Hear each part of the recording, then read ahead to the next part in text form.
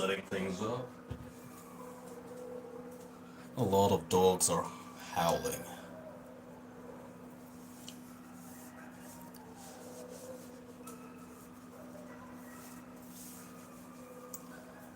Shut up.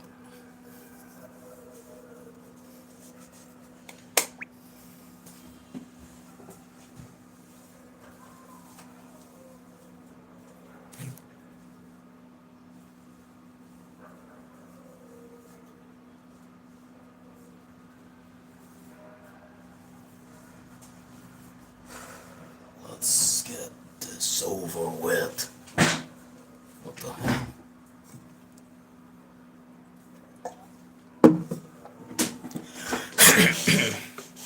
Oh man. Okay, I'm just setting things up. And hopefully things will go very smooth this time. But first I have to check my audio if it's loud enough, as always, because without the audio, no stream has meaning. No content has meaning, not just stream, of course. Audio is more important than the video, depending on the content type.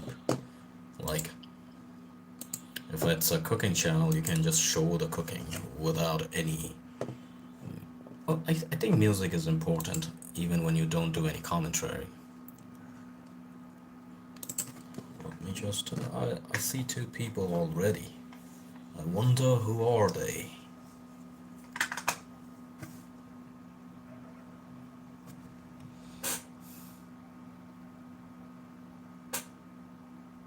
Come on. Okay.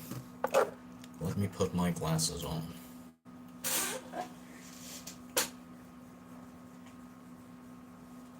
Today we'll read a lot of stories, hopefully.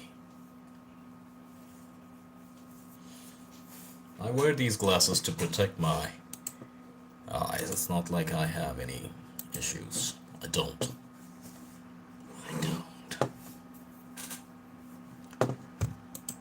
Let's test the sound. Okay, 5 people, welcome. Can anybody confirm if my audio is okay or not? Anyone? Just say yes. Just say yes. No lags. No audio issues. 26 people. I just started. Okay, bro, stop doing... Okay. I don't do drugs. I'm straight edge. No meaning to do a random hate comment without even knowing the person, just because you didn't like him. But you tried to say something that means a lot. But I don't know, why would you say that? Anyways, I will...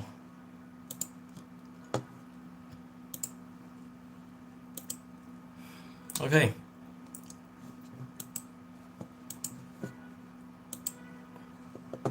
Thank you for the likes.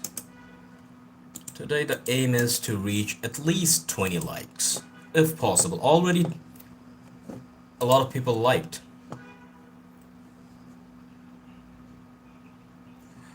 Hello, random.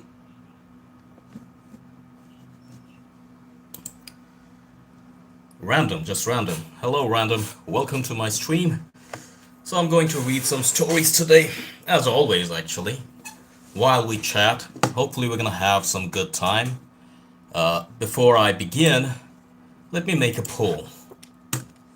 That's something I always do.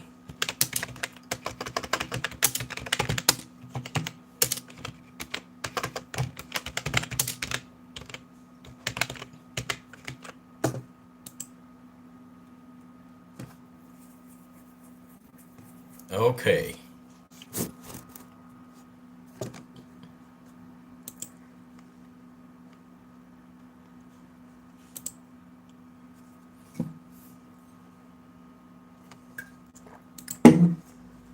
Hello everyone. I'm not gonna read the story now. I'm just waiting for some people to join because I have to wait for the loyal ones.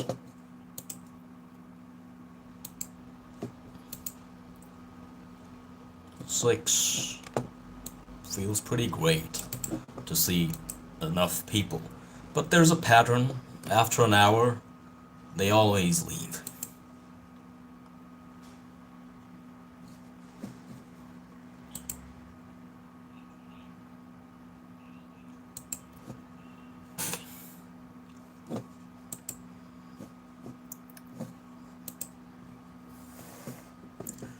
I'm just gonna invite some friends to see if they join or not.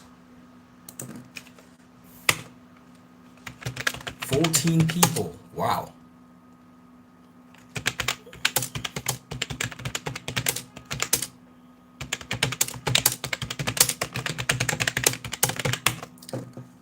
Okay. 17 now. So I'm gonna read a story. Let's see how it goes. So today's topic is I'm gonna read some urban legends, but they're actually true. People thought they're not, but after researching they found out these are actually true stories.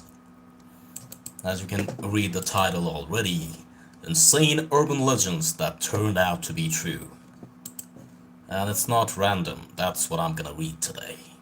Some of them gonna be very familiar to you, some of them are very old, nothing new, but still, let's read some. For years, people thought the Max Headroom hijacking was just an internet creepypasta. A strange story made up to scare people. But it actually happened. Live on television. Wow. Already sounds very intense.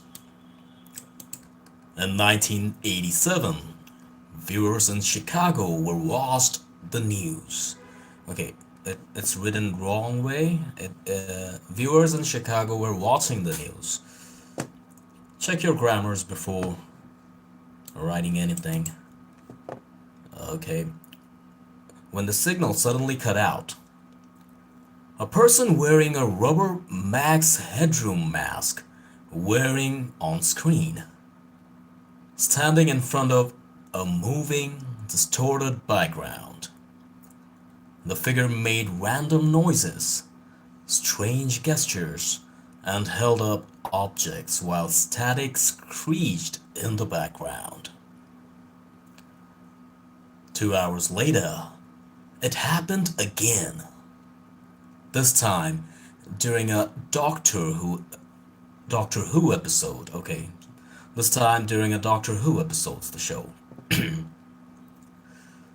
hijacker spoke nonsense phrases, mocked TV personalities, and was even seen being spanked with a fly swatter before the broadcast abruptly ended. Okay? Authorities launched a massive investigation. The signal had been hijacked using professional grade equipment, meaning the person knew exactly what they were doing despite years of effort. The hijacker was never identified or caught.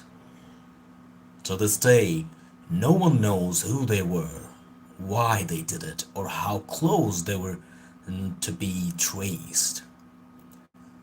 It wasn't a story, it wasn't a fiction, it was real. Someone took over live television and vanished without a trace. Okay, so it's a true story. Somebody just voted. Thank you very much, whoever voted. I appreciate every kind of support.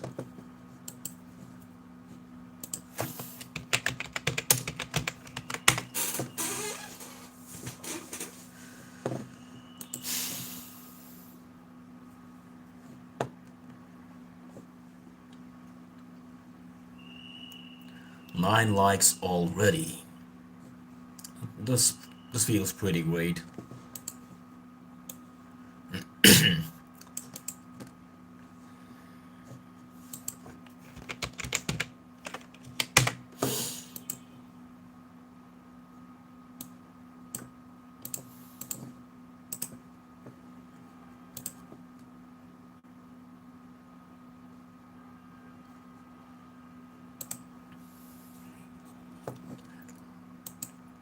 Let's read this one.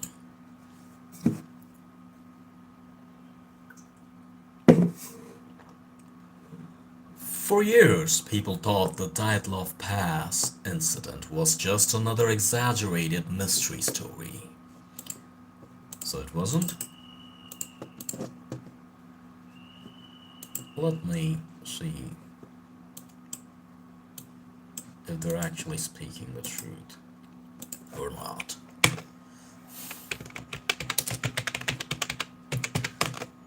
Oh, I just lagged, didn't I?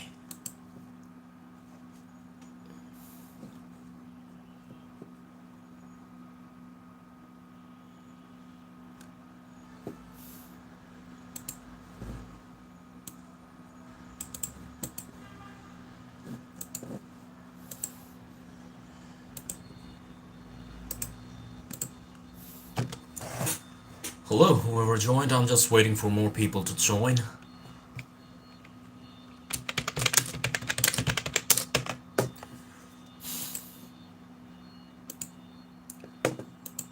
So for years, people thought the Dyatlov Pass incident was just another exaggerated mystery. 9 experienced hikers went into the Ural Mountains in 1959 and never came back alive. When rescuers finally found them, nothing made sense.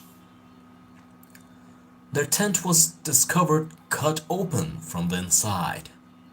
Shoes, coats, and supplies were left behind, even though temperatures were well below freezing. The bodies were scattered across the snow, some barefoot, some missing eyes and tongues, others with crushed ribs and skulls, but no external wounds. For decades, the Soviet government claimed it was caused by a natural force.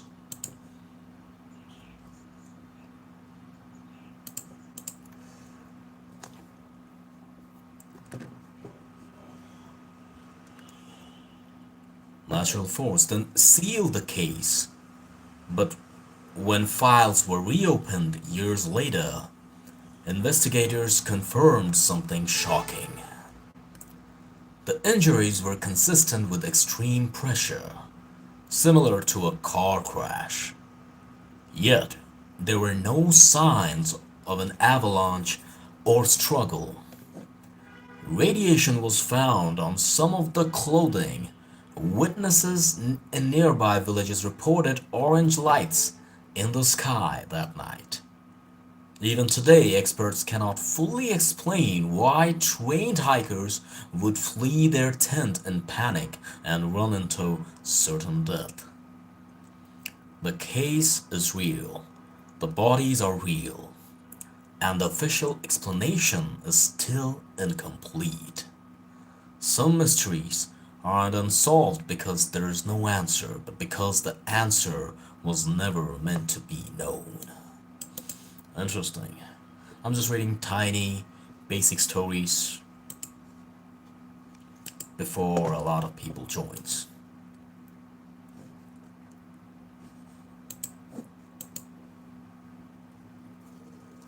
I'm gonna set some more things up so that I don't get any interruption.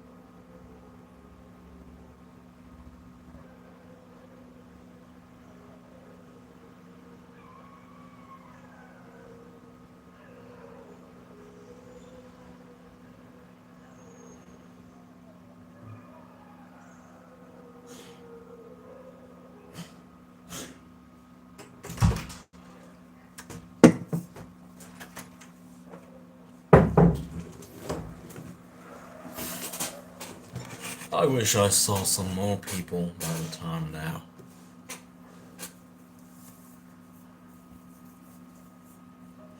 It's kind of cool.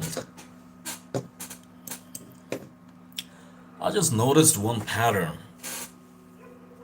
People who randomly hate comment, they're actually not happy. They have so much complaints. They hate like everything about them. They hate about themselves basically. So every time they see somebody doing fine and they find a flaw or anything they don't like, they get the urge to comment bad, you know? It's because they're basically delusional and hateful. They're like, I'm suffering. I can't see anybody happy. I want the world to suffer because I'm suffering. For example, a while ago somebody just commented, and of course it was very childish, and I didn't care because he is definitely a retarded person. So it's better to not argue because whatever he gonna say won't make any sense. It's just obvious. But it's sad how much energy they waste on these, right? They could use their time and effort and do something, anything. I'm not saying go to a job, anything. Learn guitar maybe, maybe work out, maybe watch videos and learn stuff, anything. But they just want to waste their time and energy on hating things, on hating people. Why? Because they know they suck. So they have to do that. And I'm not saying randomly, it makes sense. You guys need to agree that people who hate comment, there are two kinds. One is, let's say I don't like an actor. I've been watching him and then eventually I realized I don't like his acting.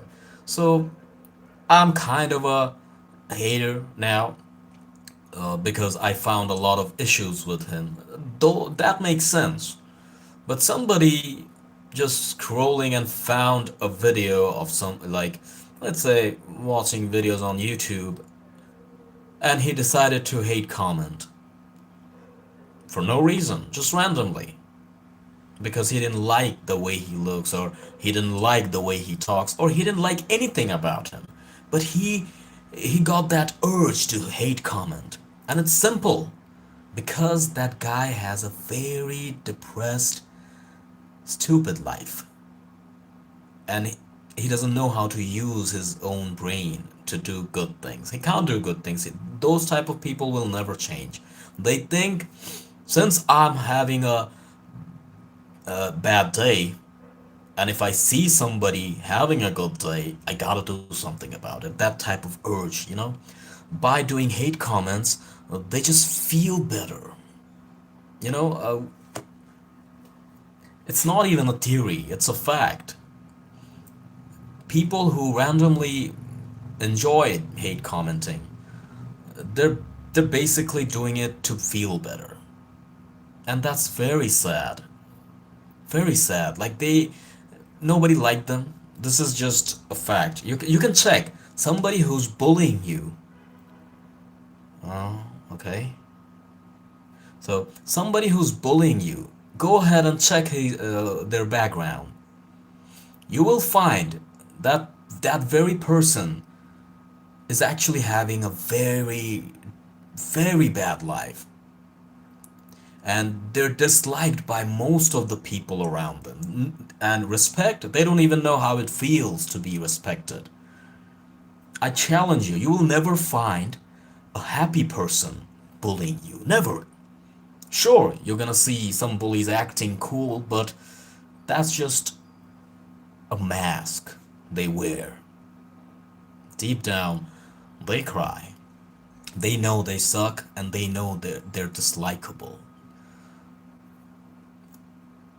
It's 90% of the times those people are like disowned by their own parents. They don't even have parents probably. Like they don't even know their parents. They never saw them. That type of people.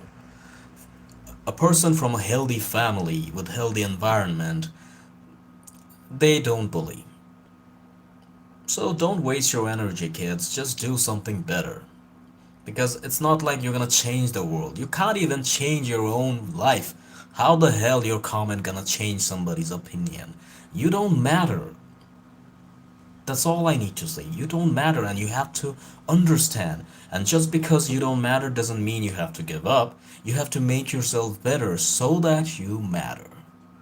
Weak people you bully, they're gonna care about what you say and then they're gonna be traumatized for the rest of their lives just because of you. But a strong person, a healthy person will never gonna care about you because they know that you're just a trash.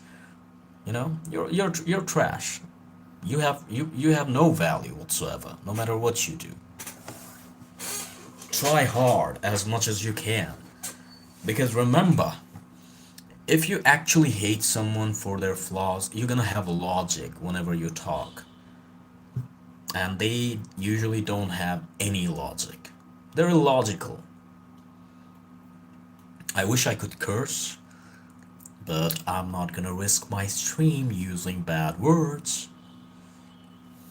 And also, I don't have the habit to curse anyways, but when it's about bullies, okay, I'm really ready to say as bad as I can.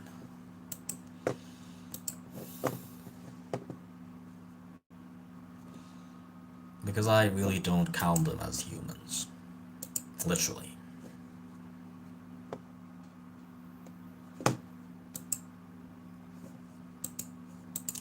Let's read another creepypasta, shall we? Man, something got into my eyes.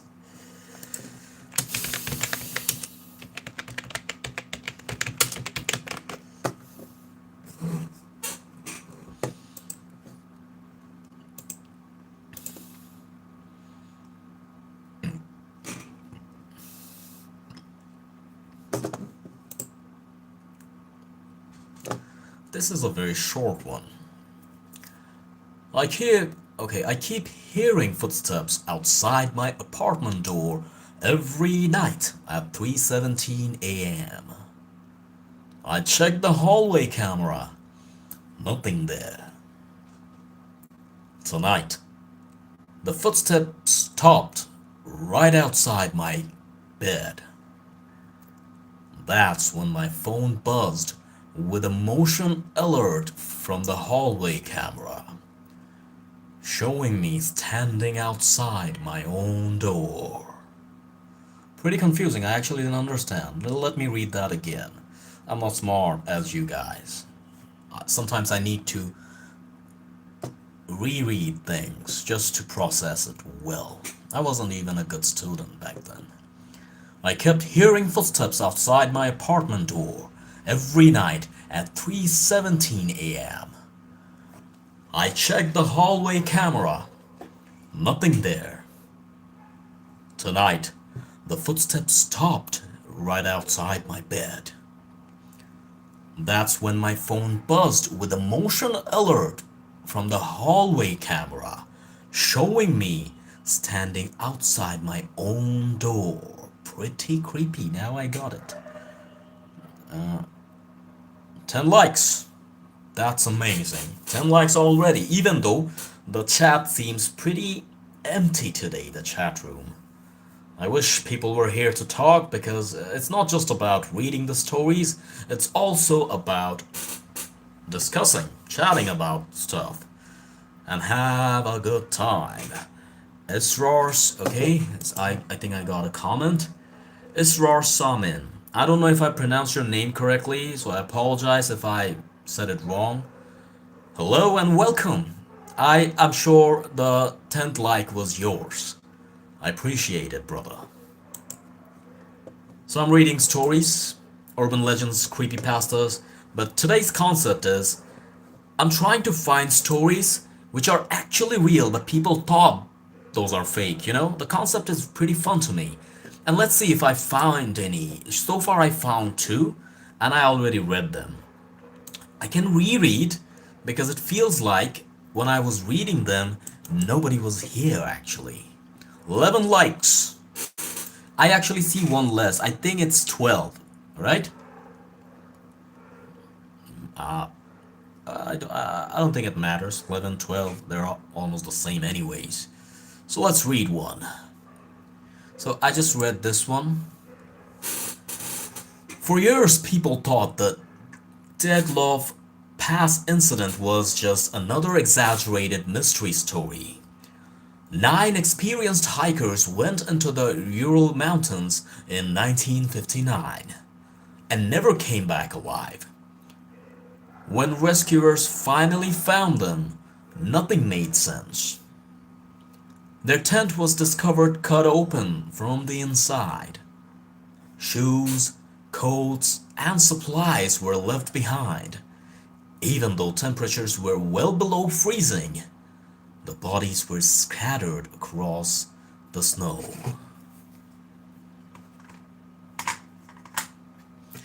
Some barefoot, some missing eyes and tongues.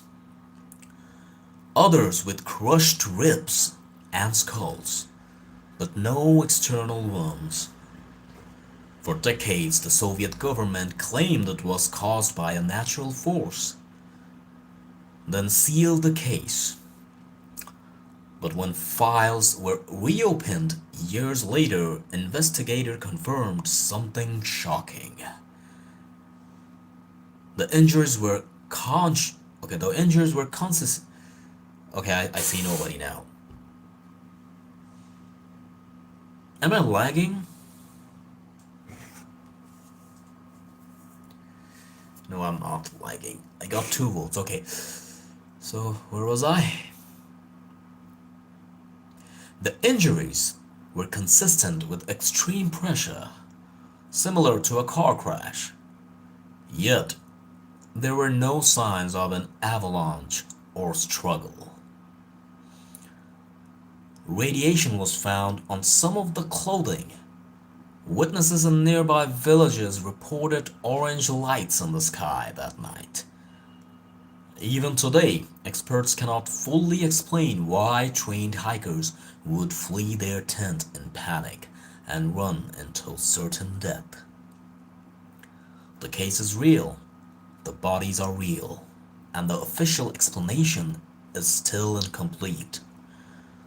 Some mysteries aren't unsolved because there's no answer, but because the answer was never meant to be known. That's correct. It kind of makes sense to me.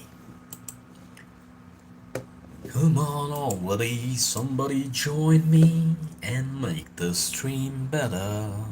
Israr Samin.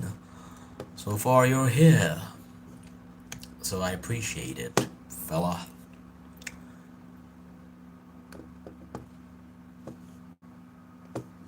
And both of you said yes, so that feels good. That feels good. Why the hell am I lagging? No, I'm not lagging. It's just my computer. It's just my computer.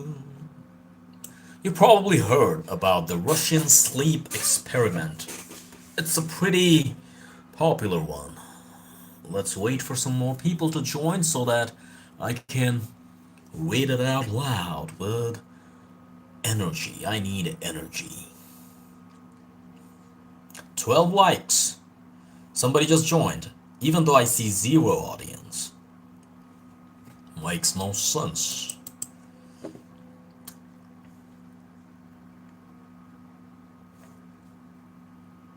Can you comment down, if possible?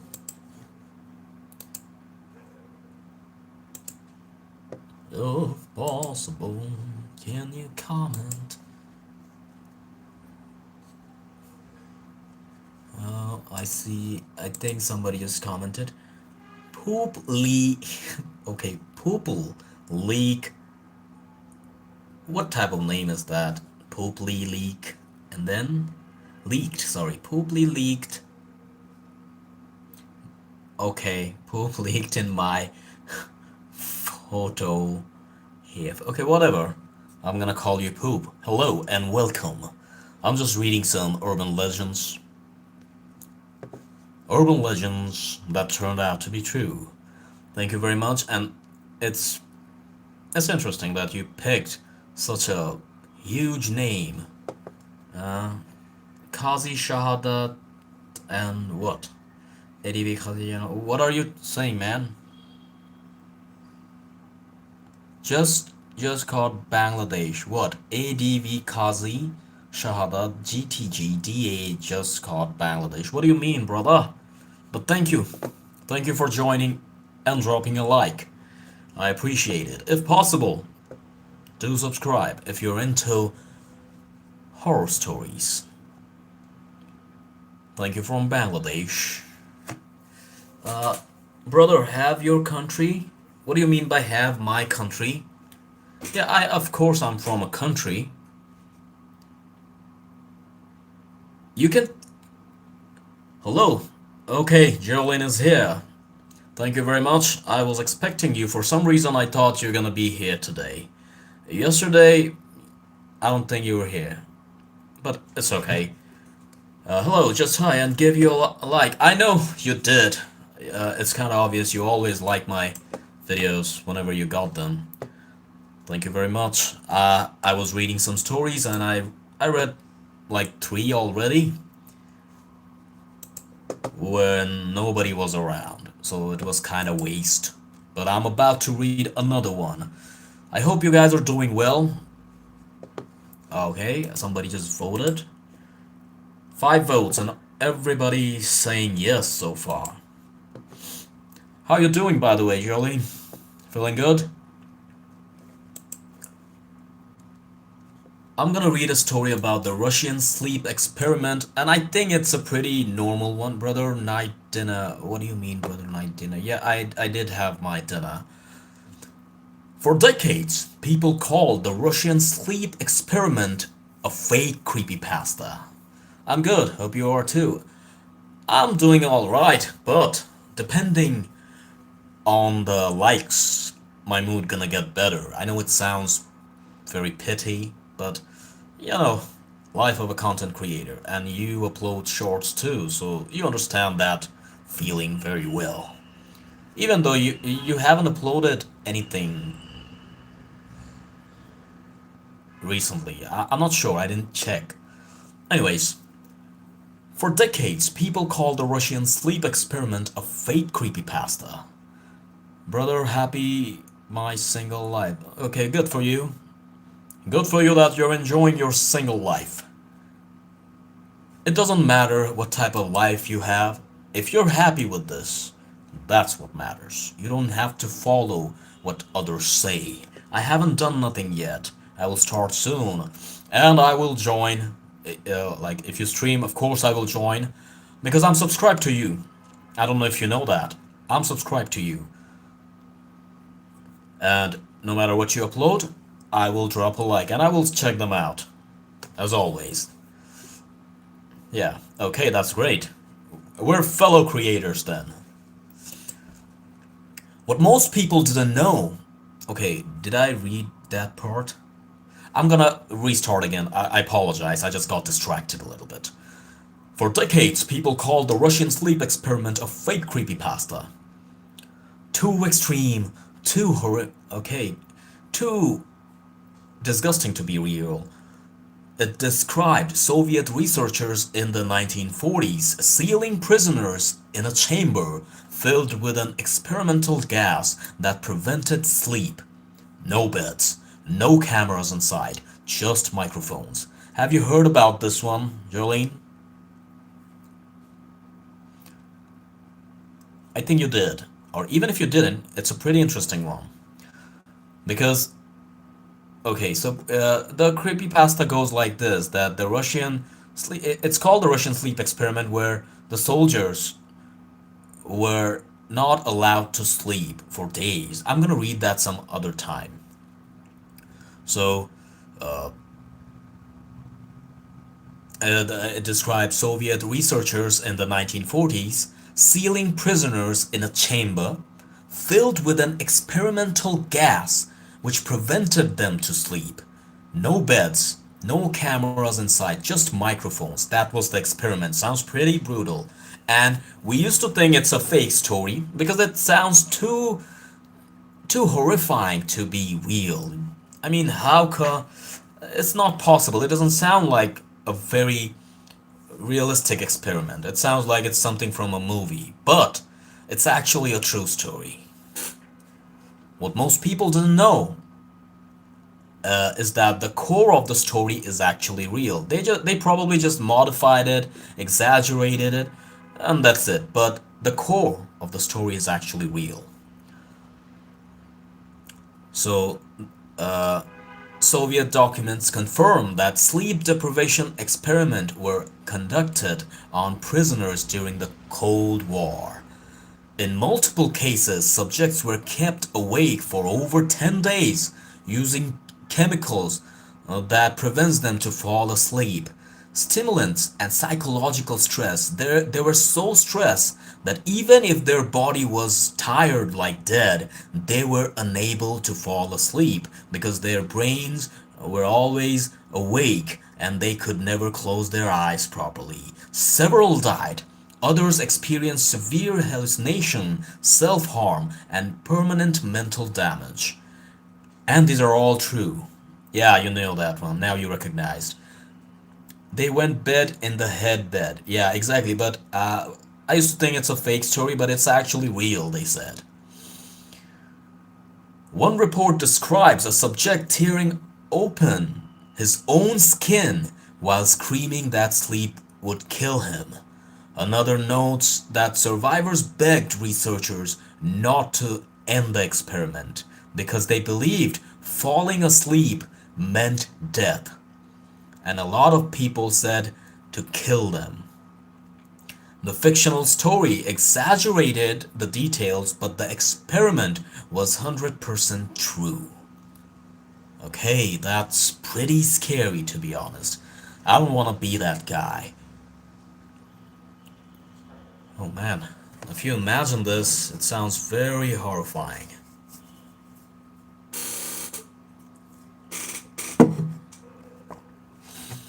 They went... Yeah, exactly. Time to read another one. That's a pretty popular one too, and after a lot of research, they found out it's actually a true story. So let's read that one. It's called The Elevator Game, South Korea and Japan. I think one of my subscribers recommended me this game a long time ago. Let me check. For years, people online said the elevator game was just a creepy internet story. The legend claimed that if you entered an elevator alone and pressed a specific sequence of floors, you could end up in another world. Most people laughed it off as fake until real cases started surfacing. Plays a game in there up and down the hotel building. Yeah, exactly. You heard that one too, I guess. In South Korea and Japan, security footage showed people entering elevators alone and then completely disappearing. In several buildings, cameras captured individuals pressing buttons in strange patterns. Found her in the water tank. Okay, yeah, exactly, that one. So you watched clips of it, right? I watched those too. In fact, recently, I watched a long video about it, but they didn't say it's fake or real, but I'm just... Oh yeah, they actually said this is real. Yeah. So, in several buildings, cameras captured individuals pressing buttons in strange patterns, stepping out on empty floors and never being seen again. In one confirmed case, a woman was found days later on exactly this one, found days later on a restricted maintenance floor that officially didn't exist on the building map. She was alive, but refused to explain what happened and quit her job immediately. Was that the one? I thought she was dead. I think it's a different story then. Police investigations confirmed no signs of foul play, no exits used, and no camera failures. The cases were quietly closed as mental health incidents, but elevator maintenance logs showed unexplained system overrides at the exact times that disappearance occurred. To this day, the button sequence used in those elevators has never been publicly released, and many buildings in Seoul have since removed certain floor numbers entirely so that nobody can ever reach that floor. Okay, it's a true one. Okay, let me.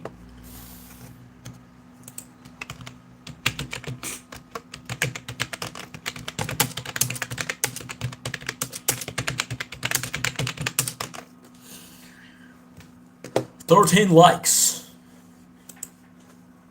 I wish 13 people were active. I wasn't getting what that guy was saying. Brother, happy single life. And then he said, brother, night dinner. And then he said, brother, have your country? I don't know. But I assume.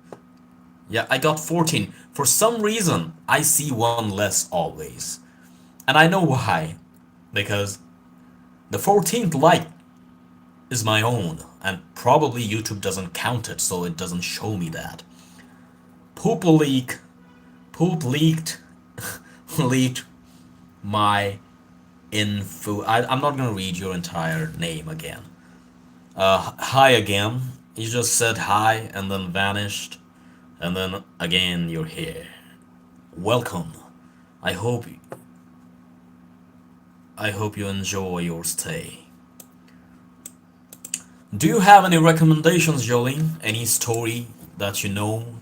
Or any creepypasta actually? Even if it's pretty popular, I'm gonna read them again.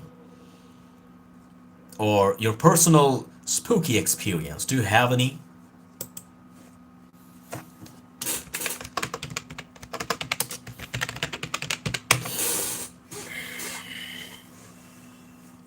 You can share while I find another one. Wow.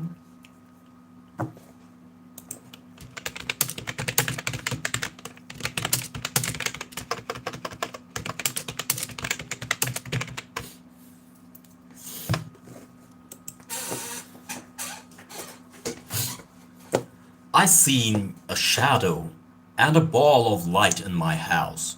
Seriously? Was it like that? But before that, I would like to know, was it very recent or you were like a little girl? Because when we were kids, we did see a lot of spooky things. When did it happen exactly?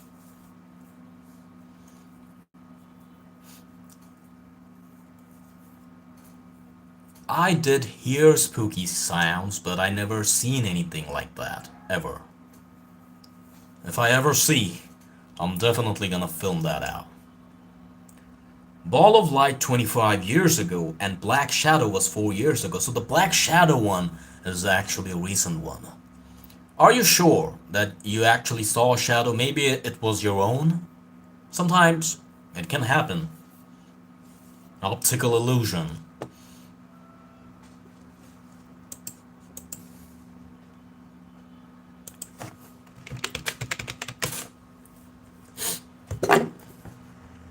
Ball of light. I think I heard stories about light, you know? They saw something sparkly floating around. I've heard stories like that. Are you one of the victims? Every night, my dog growled at the empty corner of my room.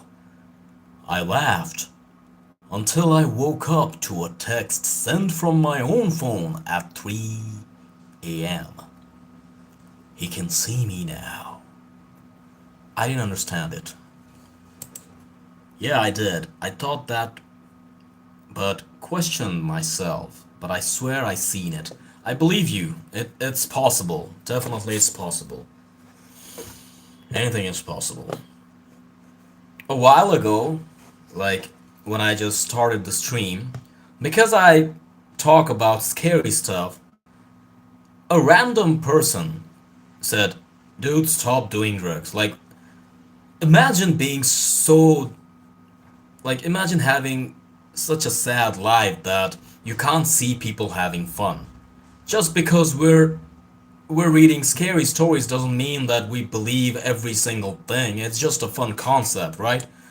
And he was like hateful.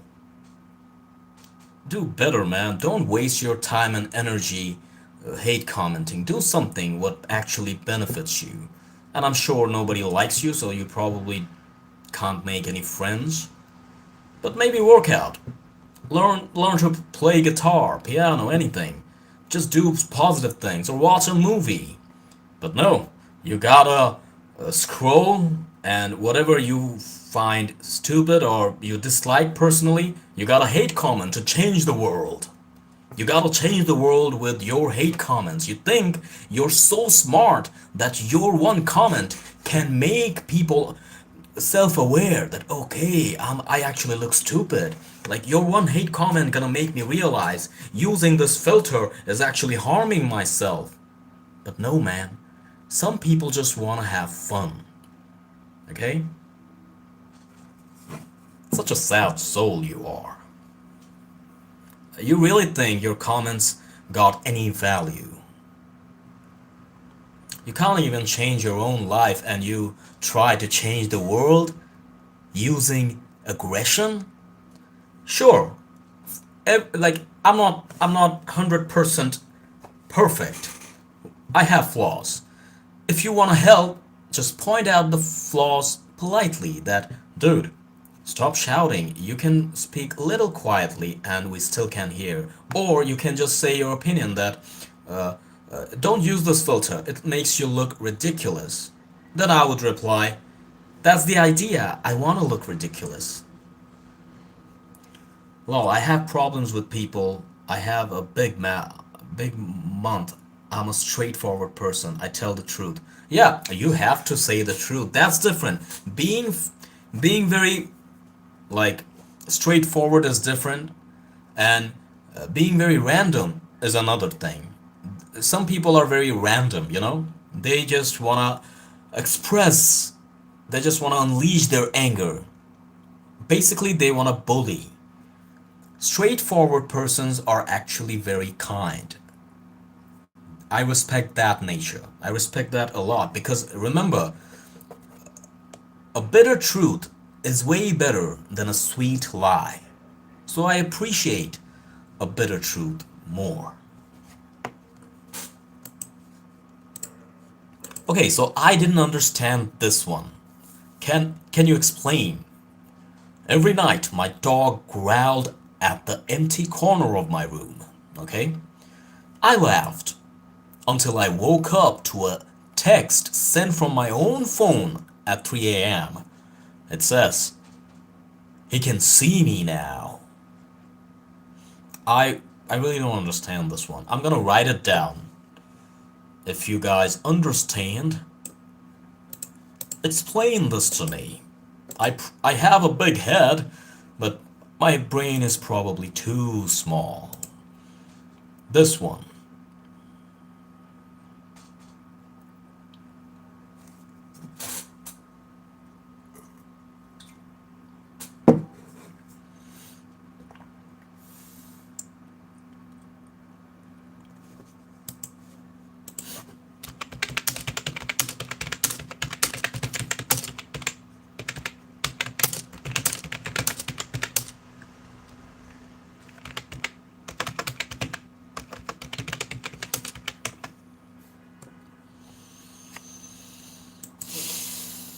Let's read another till then.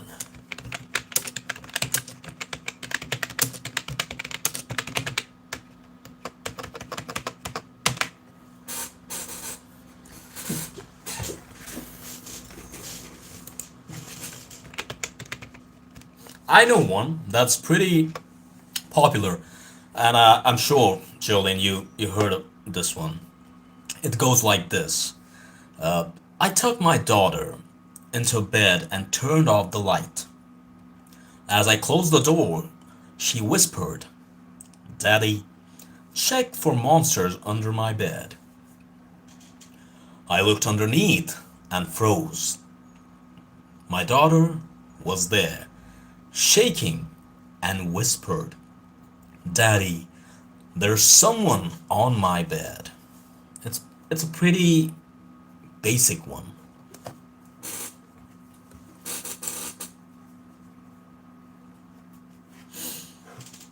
Okay, looks like nobody is online today. How about I turn on my fan because I'm feeling a little hot.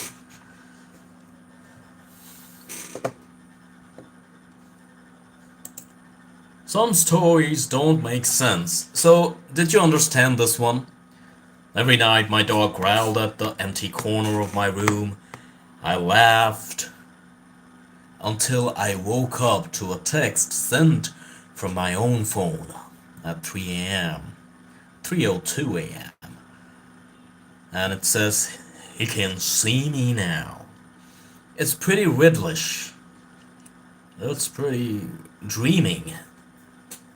Maybe. Yeah, probably it's a dream. Let's see how many people commented so far. 4 people.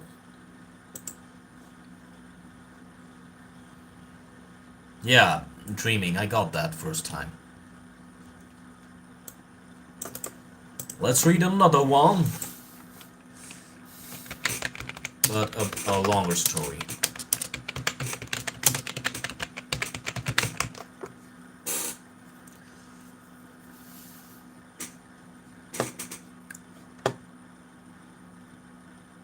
We bought the baby monitor because our apartment had thin walls and bad wiring.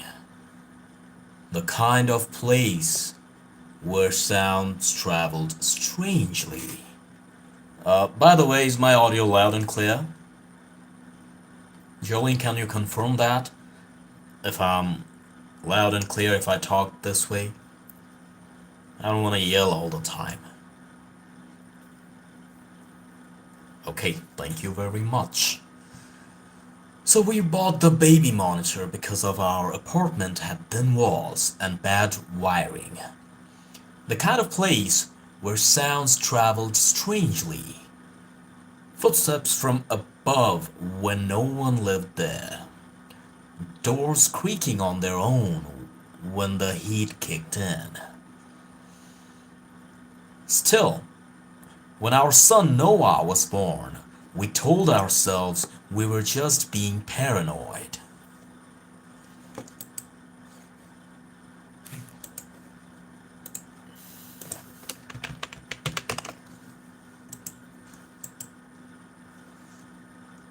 The first night we used the monitor, everything was normal.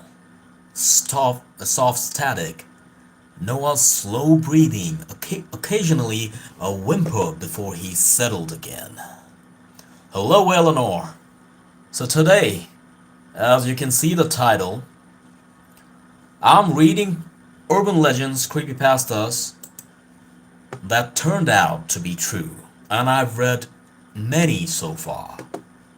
Probably 5 longer ones. And the Russian sleep experiment, that's actually a true story, just exaggerated. We used to think it's a fake one, right? A creepypasta. But it's actually a true story. The experiments are all real. So, did you know that the experiment is actually true? They actually did use those gases to keep people awake, those soldiers. I can read that again, and I think I should read that again. It's a pretty messed up one.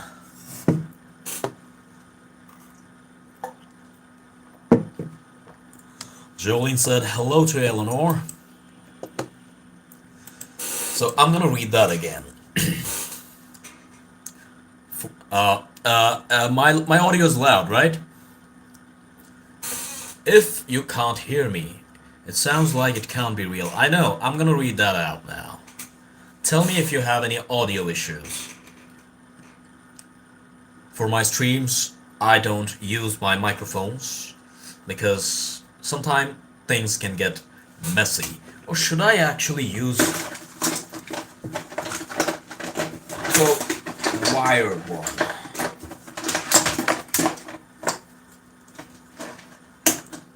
Maybe I should, so that I don't get paranoid about my audio getting disconnected. Okay. Okay, my audio is loud. But never mind. The reason I don't use microphones for these streams because I get issues every now and then I have to stop. And the consistency, sometimes the sound is very good, sometimes the sound isn't very good. And I want that constant sound. I don't want to change things up all the time. Okay. For decades, people called the Russian sleep experiment a fake creepypasta. Too extreme, too horrifying to be real. Just what you said. It sounds too fake. It described Soviet researchers in the 1940s sealing prisoners in a chamber filled with an experimental gas that prevented sleep. Right? That's the creepypasta. No beds, no cameras inside, just microphones. What most people didn't know is that the core of the story is actually real. The experiment is 100% real, but the story was told in an exaggerated fashion. The Soviet documents confirmed that sleep deprivation experiments were conducted on prisoners during the Cold War very commonly.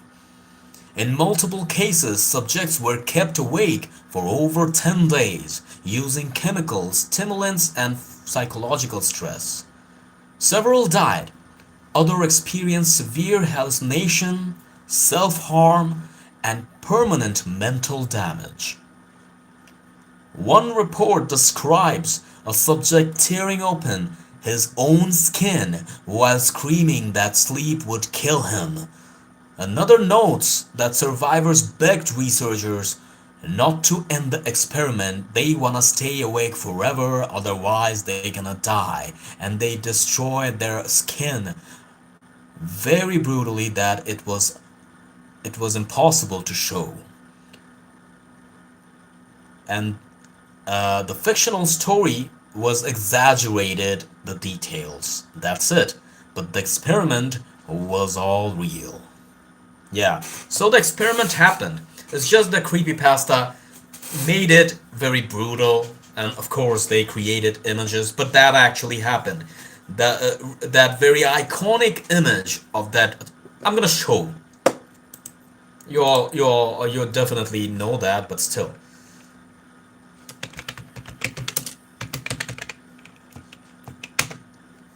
That photo was just an exaggerated version of the real experiment. It's not like it's totally fake. It's not. Yeah. So this face was edited, but they were actually pretty messed up. They never took pictures, of course. That's the real one.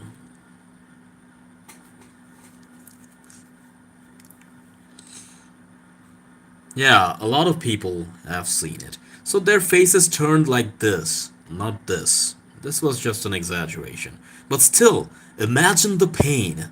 It used to scare me so much as a teenager. But imagine the pain. And they got so mentally ill that they thought sleeping gonna kill them.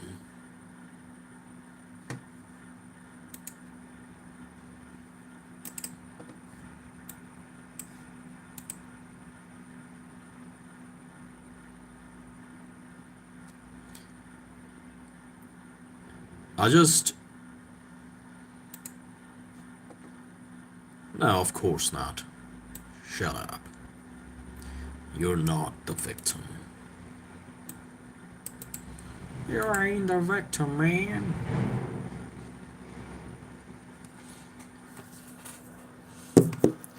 It didn't scare me, but it made me feel so sad. The very first time I listened to this with you, and then I checked about it if it's true or not. A lot of people said actually that it's probably true, but today I'm confirmed that it's actually true. It doesn't sound impossible if it's not this exaggerated. In World War II, they did cruel experiments too. Yeah, I watched those too. I mean, I didn't watch the punishment. I listened to those stories. Let me read this. Just to refresh my mind. A lot of things I don't remember.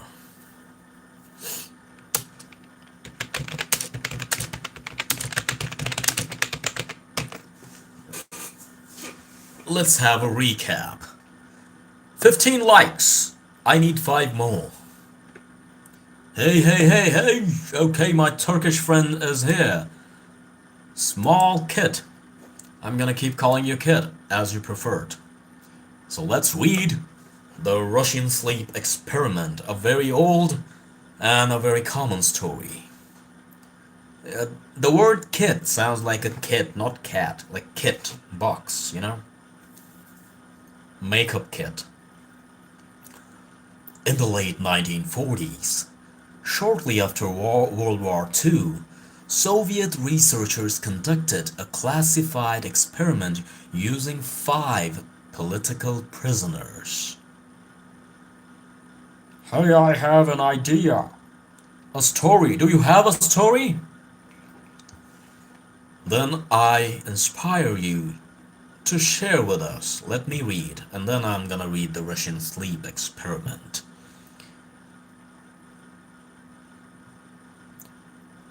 You can write it down here, and I'm gonna read. But you can't write all at once, because the comment section got some limits. There was a man without any facial things. Just like Slender Man, no facial features, right? Slender Man. Sounds like Slender Man. Okay, keep writing. Let me read. You can take your time while I check other stuff.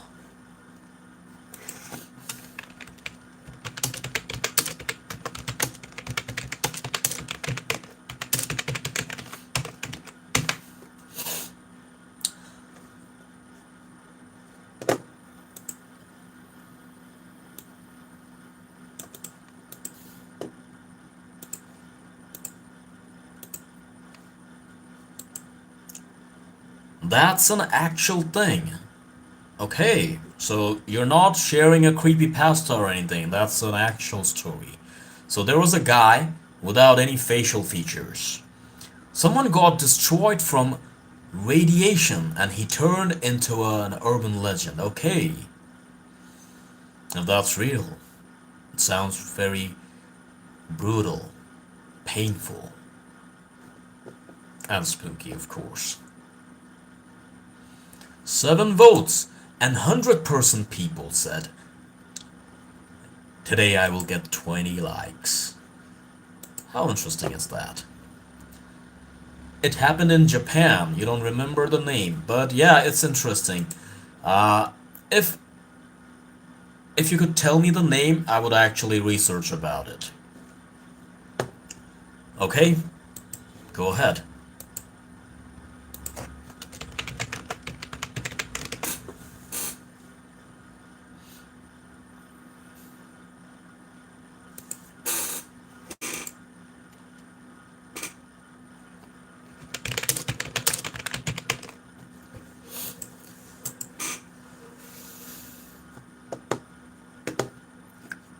How many likes I have now? Probably 16, right?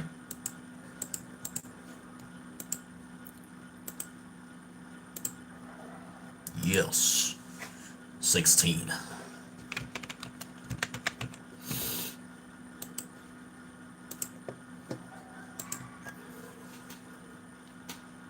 Okay, till then let me read.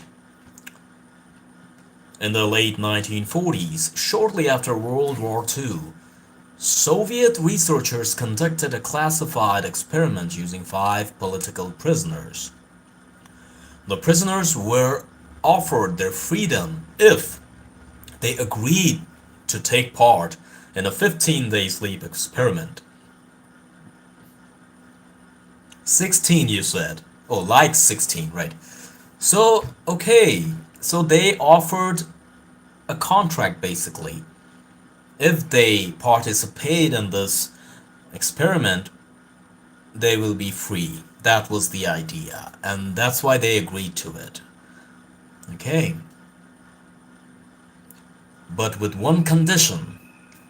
They must stay awake the entire time.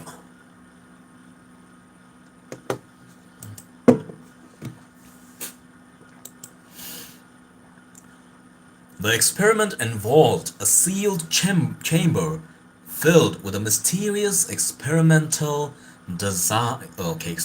gas designed to prevent sleep.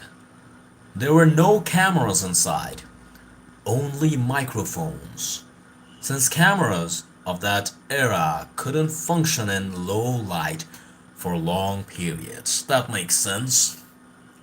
Imagine if they could they could film anything, literally, even if it was like 5 seconds. It would be very painful to see after knowing the stories, seeing them sitting, seeing some prisoners just sitting, doing nothing.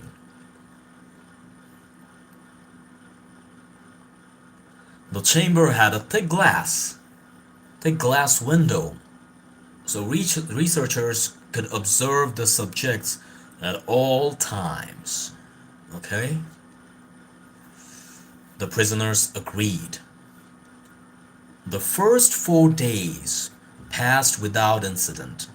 The subjects talked among themselves, discussed books, politics, and memories. Everything sounded normal.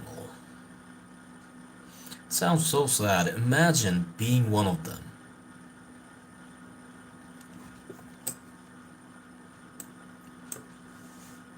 By day 5, the tone of their conversations changed. I found his name. It wasn't in Japan, though. Okay, then what was it?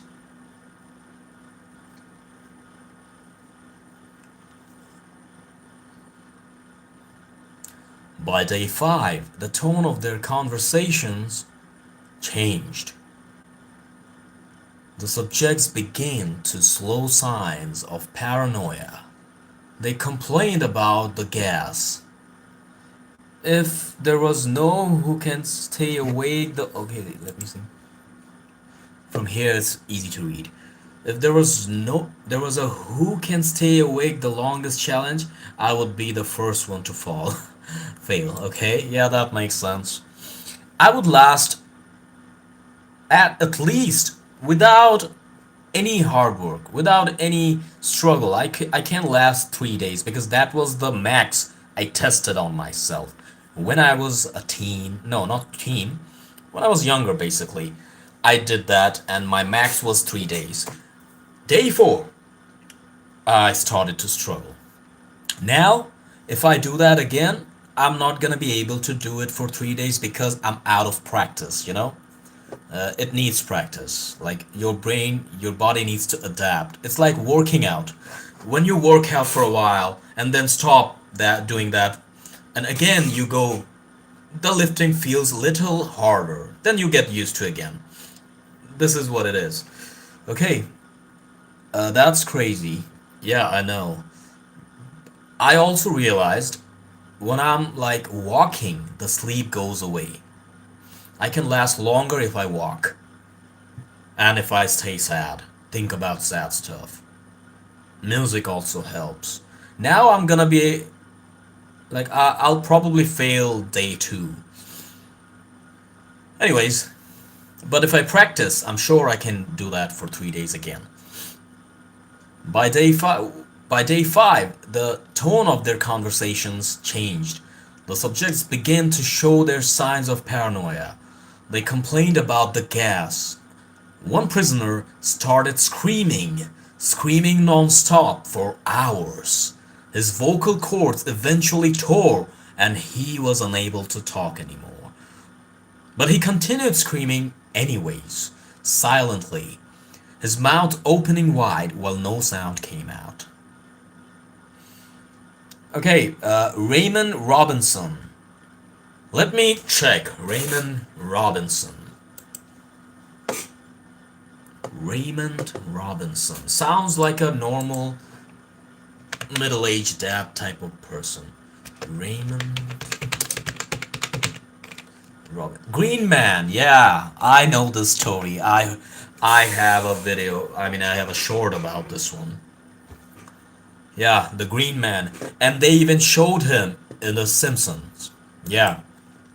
We're gonna read this later after I finish this one. What keeps me awake? Those doesn't come themselves. Yeah, of course. You don't decide usually. The other prisoners didn't react. Day 6. Another subject began screaming too. The remaining 3 whispered to each other and refused to speak loudly. They began talking directly to the one-way glass, accusing the researchers of lying. Imagine being inside with them. That torture. You're so much in pain that you have nothing to do. You're just screaming.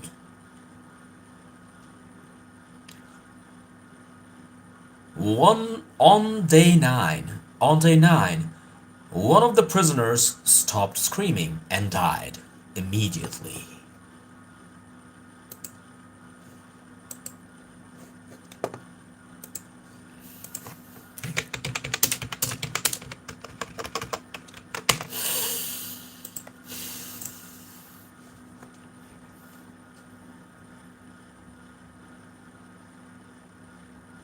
Researchers initially thought the microphones had failed, but when they looked through the glass, they saw the truth.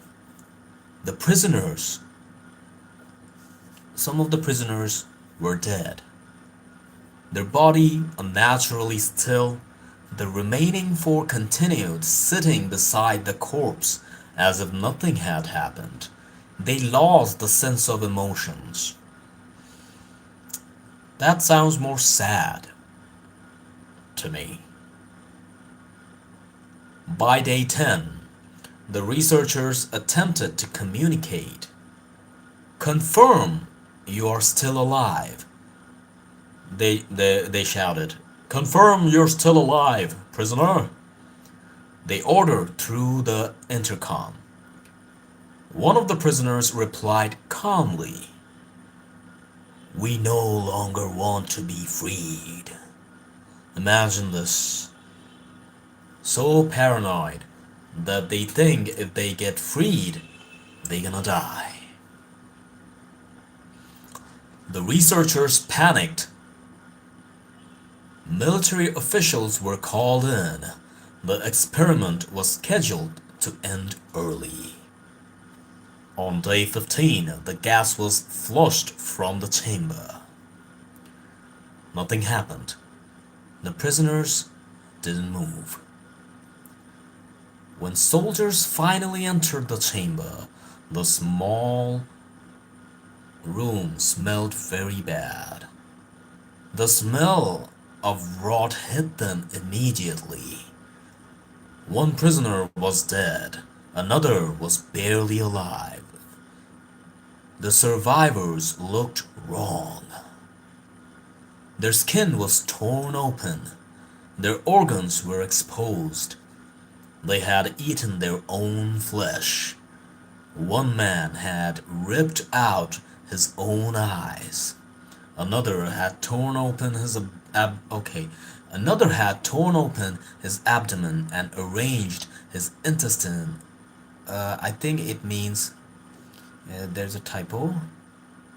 Intestines. I think intestines he means neatly beside him. They didn't fight the soldiers. They begged for the gas. They wanted more. As the remaining prisoners were removed, one died instantly. Another died on the operating table despite having no clear cause of death. The last survivor was restrained, barely breathing. A doctor asked him the question everyone was afraid to ask.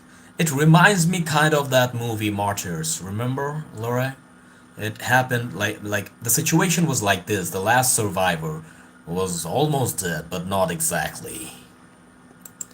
I'm gonna come back to you in a bit. Tanvir Kabir, welcome, man. Yeah, that I'm reading a creepypasta, but it's actually a true story.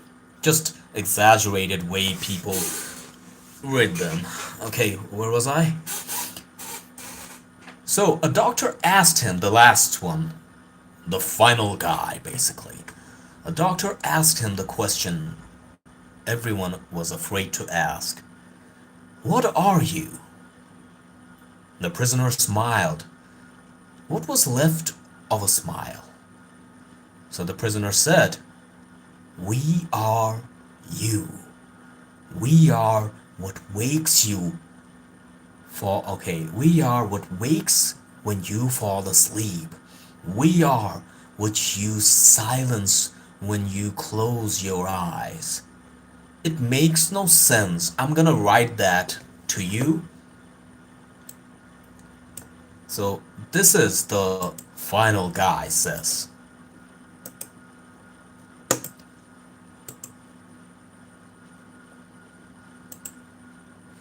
Read it.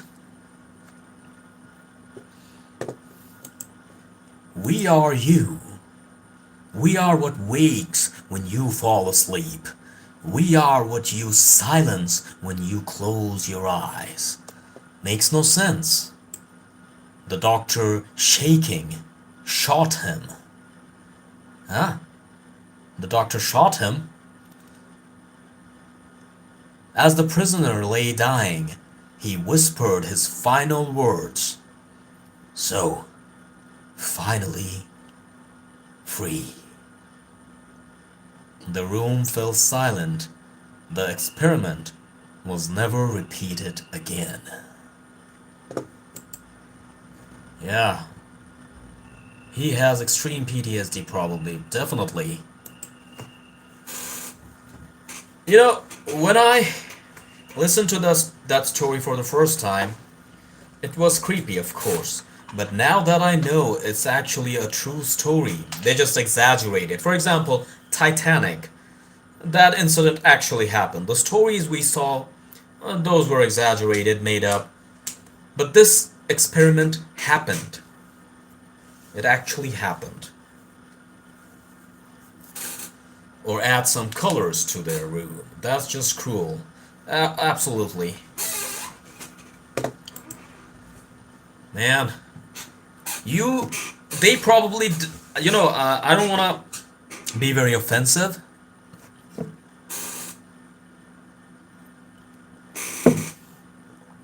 Since my childhood, I never liked the military person, like military people in general. I had a bad impression. I thought they're like robots with no emotions. Since I was a kid, I was a very fit person, very active, very strong. So people around me always recommended that you should try to become something related to the military, anything. I was never interested. I was more like a combat athlete. I wanted to become a wrestler, an MMA fighter, but I was never interested in this world. because I never liked how they are, how they're trained. In my opinion, they train them to become a robot. I respect them, their sacrifice, their hard work, everything. But I don't want to be that guy. Not because I'm afraid to sacrifice my freedom for the country. It's not like that. It's just, I think you have to destroy your inner soul to become an army. No point to become something when you lose your peace. That was the view I always had. And I know I'm not 100% correct about this, but this is how I see that world. A military person. Whenever I see a military guy, I think like they're just robots. Because this experiment was done by military people, right? A normal human can't do that, no matter how hateful you are towards the prisoners. If I was, okay, small kid says, if I was there in that room, I would probably stick my finger, pick my nose, and start drawing with my booger to pass time. Who knows? Probably they did that too. So I'm gonna read your recommendation. And a lot of stories I'm gonna read, obviously, they're not new. I have a video about this guy, Raymond Robinson. Let me show. This monologue is what made it hard to believe. Yeah, exactly, I know. So this is my buddy Raymond Robinson. Raymond Robinson. That's how he looked as a kid. That's how he ended up looking. The Simpsons had... This guy has a cameo in The Simpsons too. Yeah. And a small kid boy, he recommended this guy. So I'm gonna read his story. Let's see. Let's see if I find something new about him. Raymond Robinson, Creepypasta.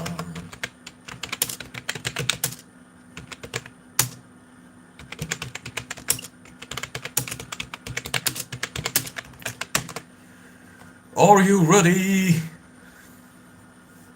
I think so.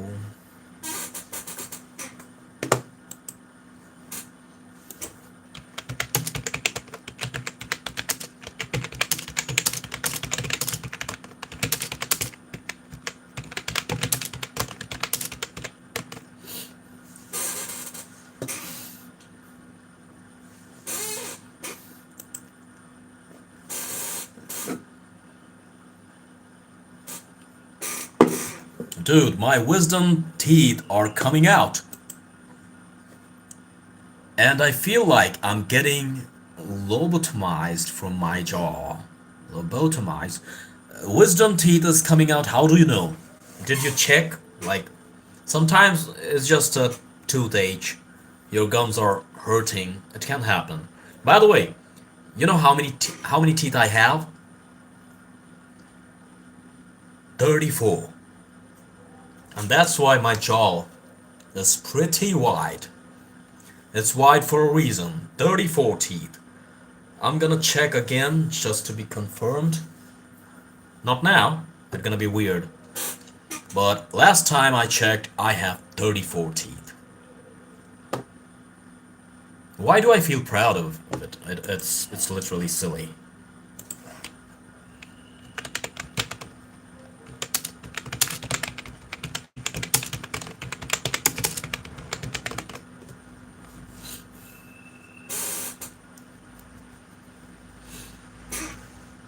How many teeth you have? Let's see.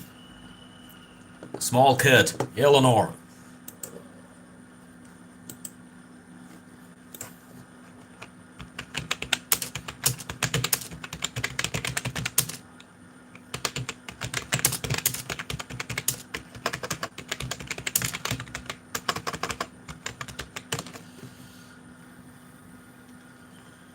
I don't know how many I have. I didn't count. So I'm the weird one. I don't have any missing teeth. Okay, I have 34. I don't know why I was counting, but I was curious. For decades, people in western Pennsylvania whispered about a figure called the Green Man, or Charlie No Face. That's the name, Charlie No Face. I thought his name was Raymond Robinson. Maybe Charlie was his nickname. Teenagers told stories of a glowing green man who walked the road at night. Some said he wasn't human. Others said if you saw him, something terrible would happen. That's pretty standard for a girl, 30. The truth is far more real and far more sad. Raymond Robinson was born in 1910 when he was a young boy. He climbed a pole to look at a bird's nest. He was curious. He loved the birds. The pole carried live electrical wires. Raymond touched them and was hit with 22,000 volts of electricity. I'm surprised he didn't die after that. 22,000 volts.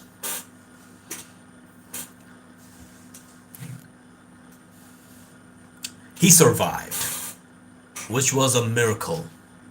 I think I'm gonna die if it was 10,000 volts even. I'm not shockproof. But the accident destroyed his face completely. He lost his eyes, his nose, and much of his mouth. His skin was badly burned and scarred. I'm gonna speak a little low because I realized I'm shouting too loud. At a time when plastic surgery barely existed, doctors could do very little to help him.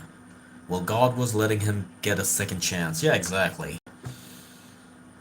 So, that time plastic surgery was not a thing. What would you do if this happened to you? If my face didn't have any features?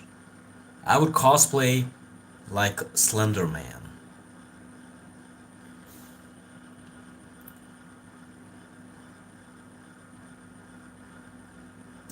Raymond lived, but he could no longer live a normal life. People stared, children screamed. People stared, children screamed, adults whispered, being seen in public during the day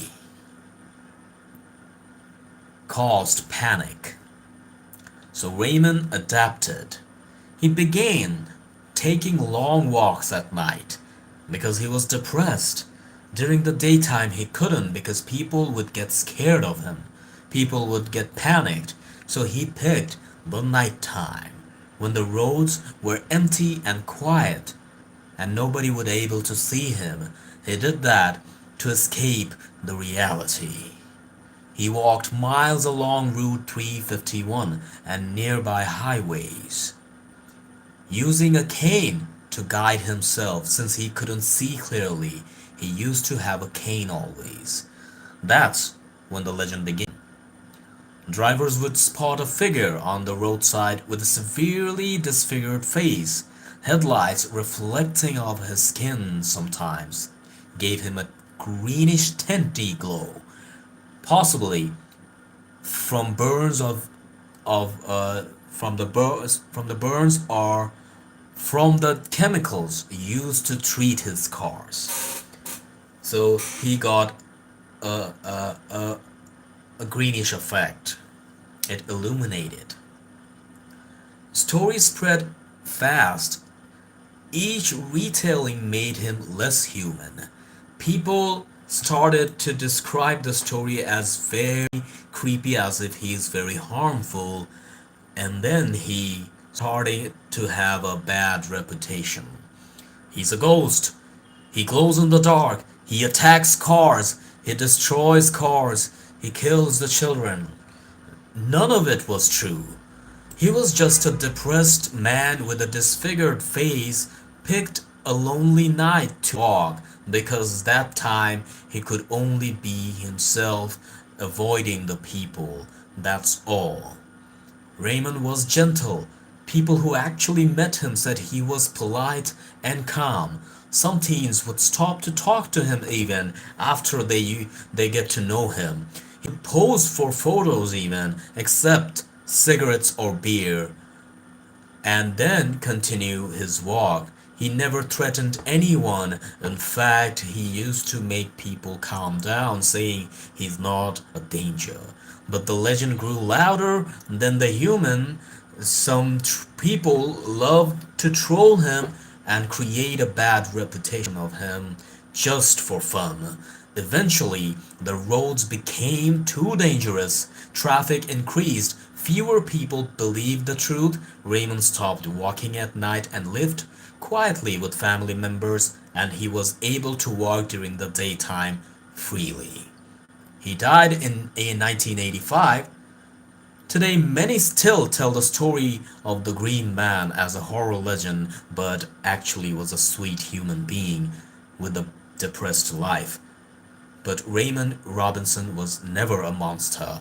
He was a man who survived something unimaginable, and he used to stop kids from climbing dangerous things, in fact, and he saved many of them and became a legend simply because people were afraid to look at him in the light. I love poor guy. Okay, let me read you guys. Yep. As we see, there's the two type of people at one chat. Poor guy. Yes, Allah and Ella are two different passionates, but still fit each other. Right. When you see a person with disfigured face or with a burned face, you should never stare at them. Yeah, because that's gonna make them feel insecure. Absolutely. Ah. But his life was sad, and this is a true story, of course. Another urban legend that turned out to be true. I'm an energetic little gremlin, and Ella is a calm, mature person that holds the gremlin back. Yeah, my chat is a combination of many people. I'm gonna bring some water now. Don't go anywhere.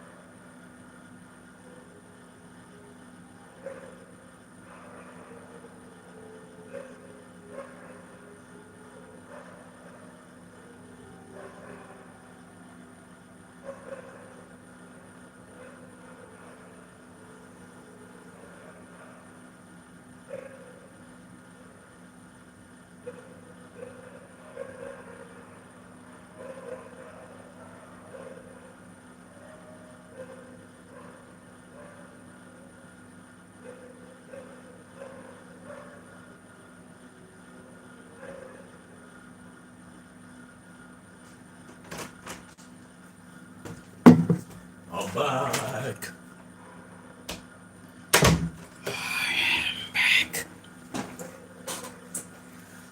I got 18 likes so far. Okay, Alex is here. What's good, brother? Just reading some urban legends that turned out to be true. I've been doing it for hours, actually. Thank you for joining. Make sure to drop a like, dude. I'm gonna appreciate it, of course. Well, I'm too lazy to pull a James Bond type something for water, and I am hydrated enough. I drink all day. I'm an aquaholic. Okay, so Alex is a friend of mine, and he will be joining my live soon. He's gonna talk about his upcoming actually it's not upcoming, it's already launched, right, Alex? So he's gonna talk about his new album basically. I listened to some music from that album. Pretty good. He's a future star. For sure. Somebody just I don't know.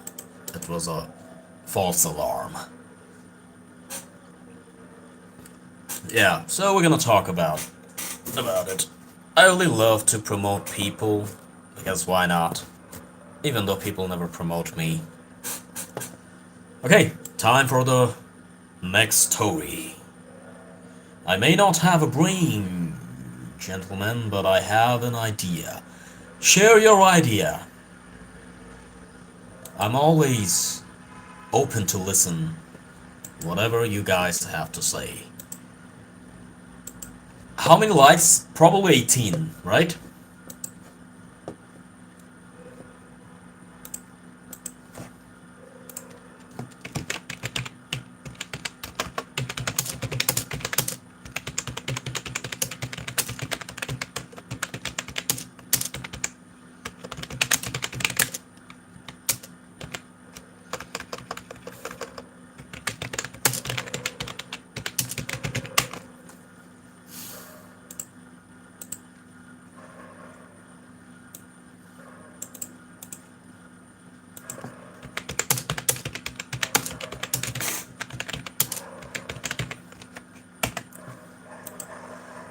Okay, another urban legend.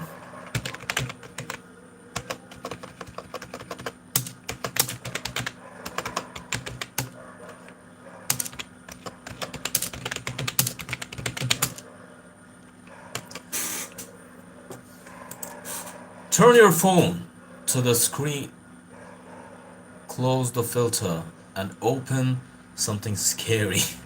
Yeah, I'm gonna keep that for a while. Like one of those VHS tape analog horror. I can do that, but for a while, I'm gonna keep using this filter. Because YouTube gonna remove it soon, I'm sure about it. So I'm just taking advantage of it.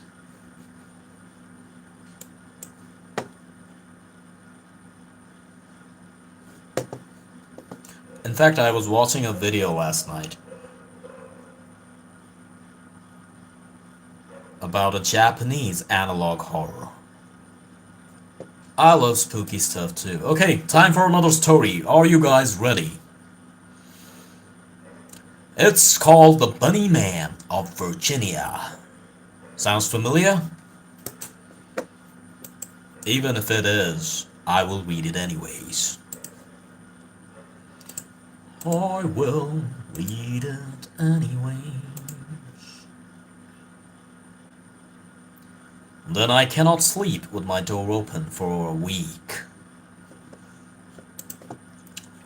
For years, people in Fairfax County, Virginia, warned each other about a place called Bunnyman Bridge. Teenagers dared each other to go there at night. Locals said if you stood under the bridge after midnight, you'd see a man in a bunny suit watching from the shadows. Sounds pretty movie-like. Some versions of the legend said he was an escaped mental patient. Others claimed he murdered children and hung their bodies from the bridge. No one could agree on the details, but everyone agreed on one thing. Don't go there after dark. Even though this wasn't believed very strongly, people always said, don't go there after dark anyways, just to be secure before Springlock FNAF law, okay?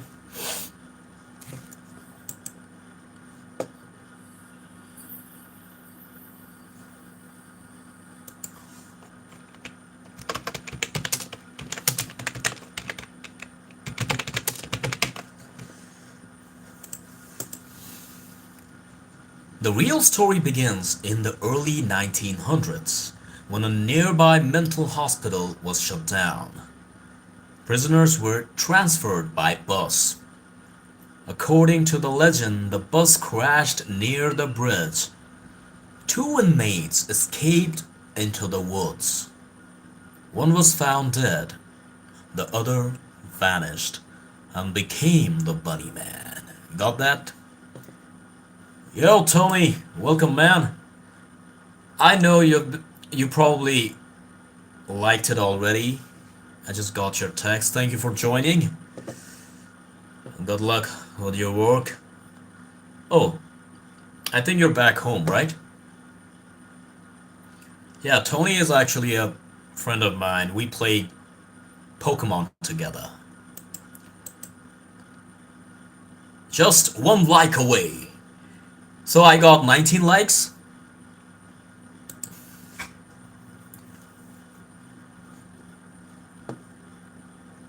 One more likes.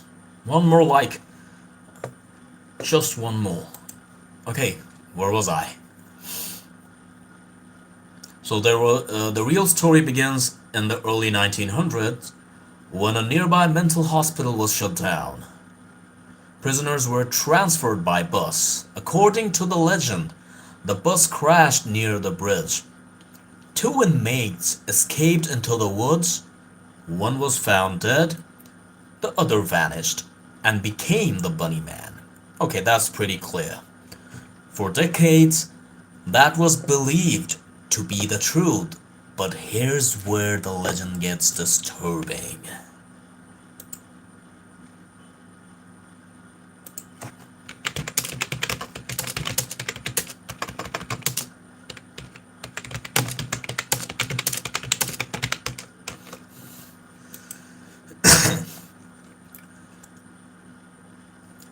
In 1970s, police reports confirmed multiple real incidents near the bridge. Several people reported being attacked by a man wearing a white bunny costume. Witnesses said he screamed at them, threw something at a car, and chased them away from the area. Police never caught him. No asylum escape, no mass murder, no hanging bodies. Just a man in a bunny suit, standing near a dark bridge, with a weapon, who disappeared into the woods. To this day, no one knows who he was or why he chose the place. The bridge is still there, and locals still say that if you stop under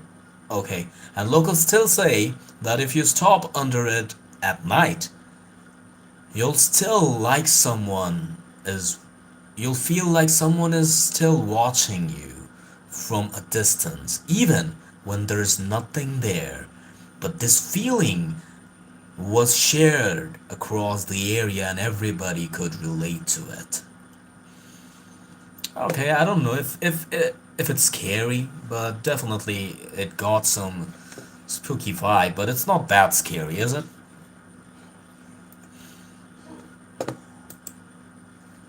Hello, Eleanor, hope you're well. Okay, so you guys are talking to each other. I like when my audience are trying to interact with each other. That's good. No, it's not that scary. I didn't like this one. Remember that creepy one from Bangladesh? A woman. Man, it's fucking 1 a.m. and the guy who stupidly owns a 7.3 exertion is trying a cold start. It's 1 a.m. there, right? Okay.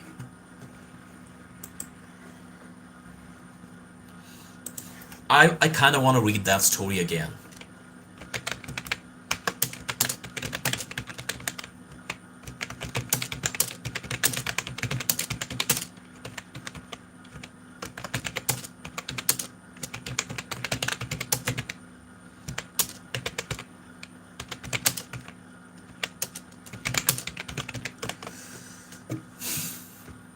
Yeah, I liked it too, but I kind of want to read that with the details. Let me see if that's the one.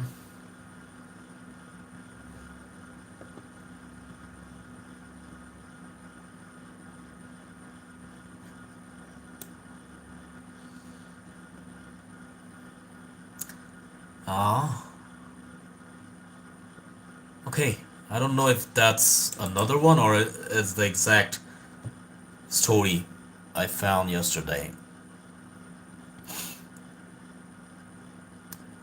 People who drive late at night along Berrybod Road in Dhaka know the rule. Never stop her. Never stop there for her. The story has been passed around for years by rickshaw pullers, private car drivers, CNG drivers, and night guards. And night guards, okay, some swear it's just a rumor, others say they have seen her. She appears late at night, every single night, usually after midnight. When the road is quiet and the river air feels heavy, a woman stands by the side of the road, dressed simply, often in a white or light colored sari. Her hair is long, her face is hard to see. She covered her face with a scarf, usually. Okay?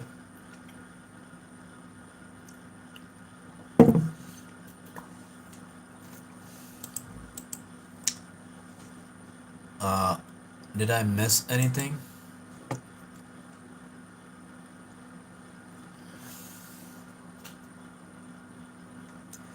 It woke my dad and mom too. At least activate the muffler, damn lord. He's talking about somebody else.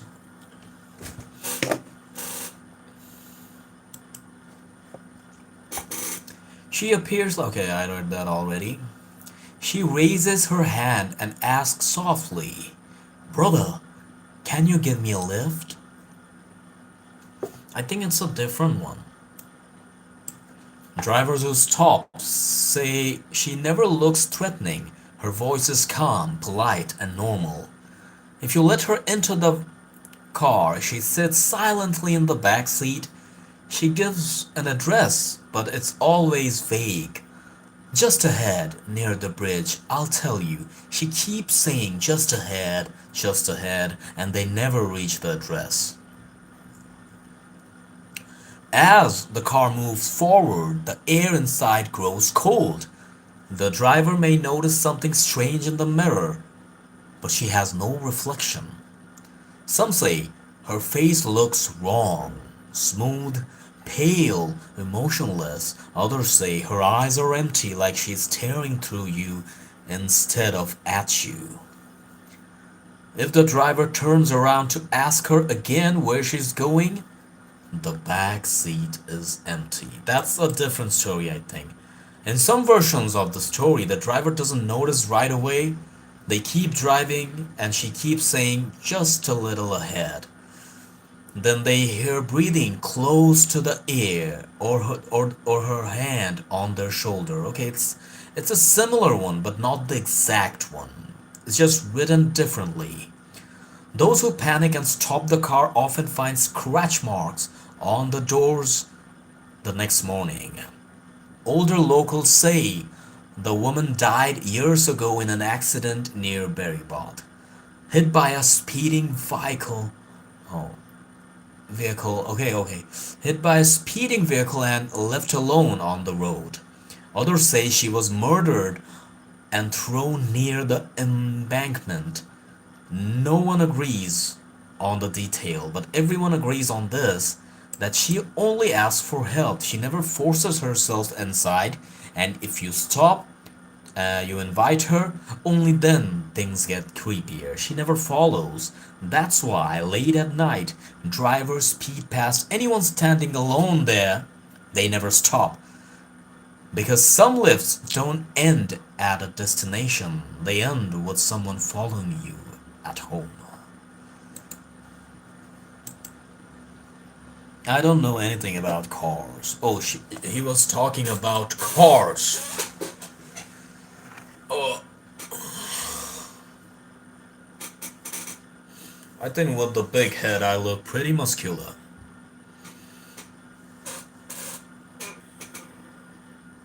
Yeah, that's creepy. But it's a different version, I feel. That's not the one I read yesterday. I'm gonna stop for a while and see if I reach more people.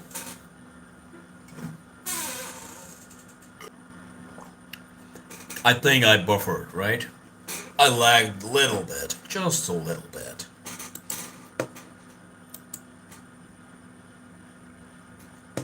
Okay.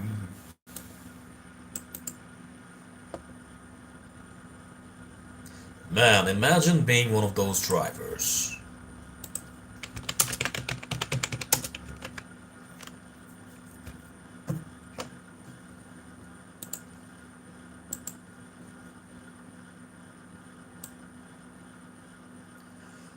Imagine. The seat will be brown fabric after that. I know what you mean. What would you do? Actually, like, Eleanor, what would you do if you were the driver? Of course, you would be scared, but how would you tackle the situation?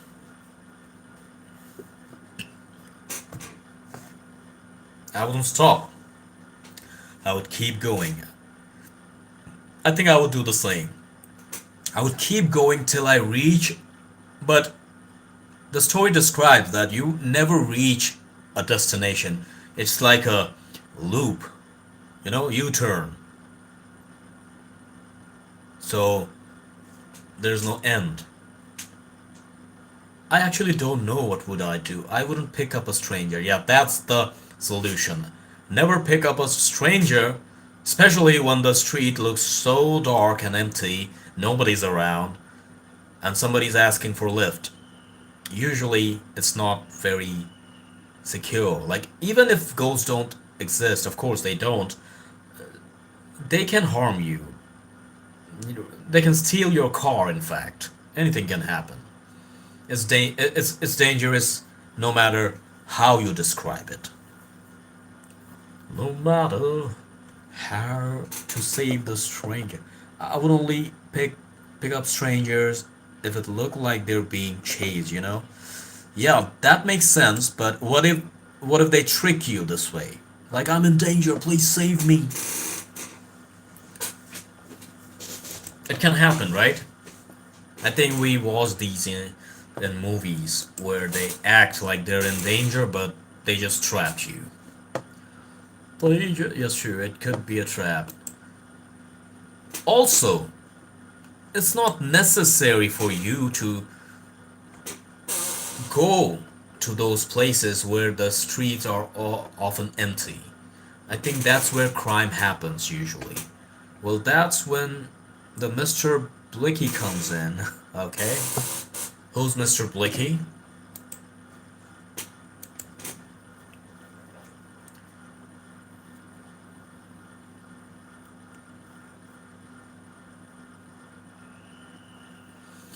The American Magic. Oh, I see. I don't know about him, unfortunately.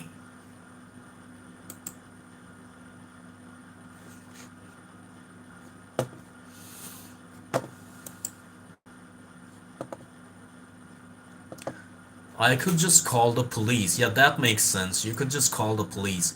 I think whenever you fear and you feel danger, calling the police should be your first step. Okay?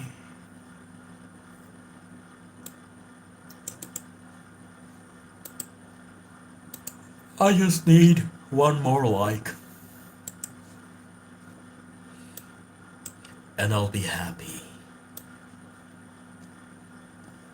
Una más like.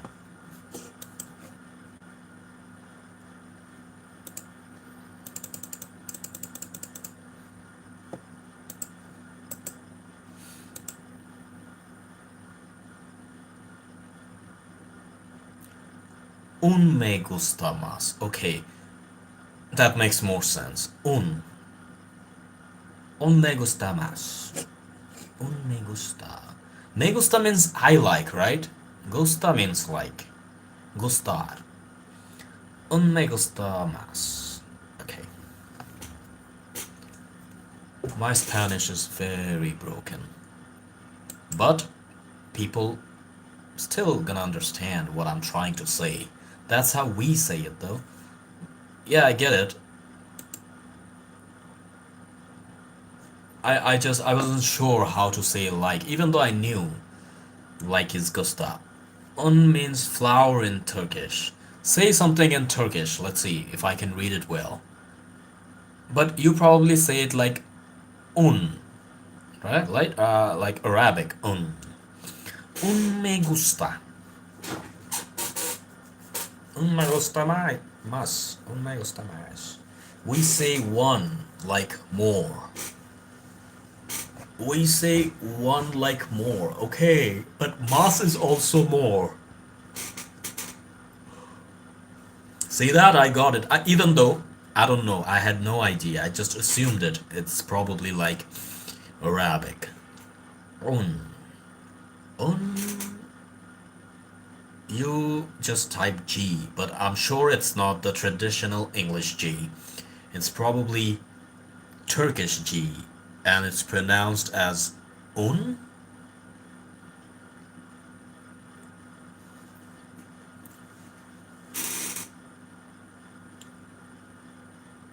I don't even have this G in my keyboard with accent. Do I? Okay, so you have. I don't.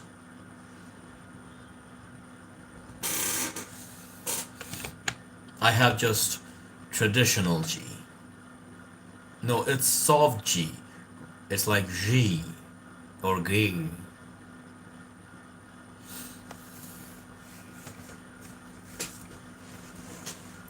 I will read another story soon. Oh, reading a lot of stories at once can tire your throat, you know. It doesn't have any words that started with don't understand. That's a weird word. That's a weird letter.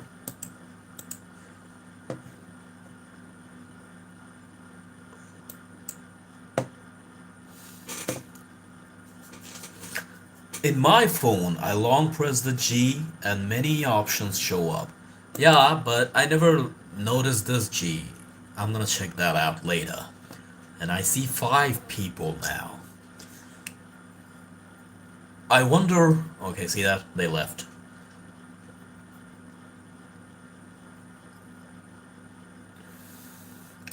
Now it's 3 people.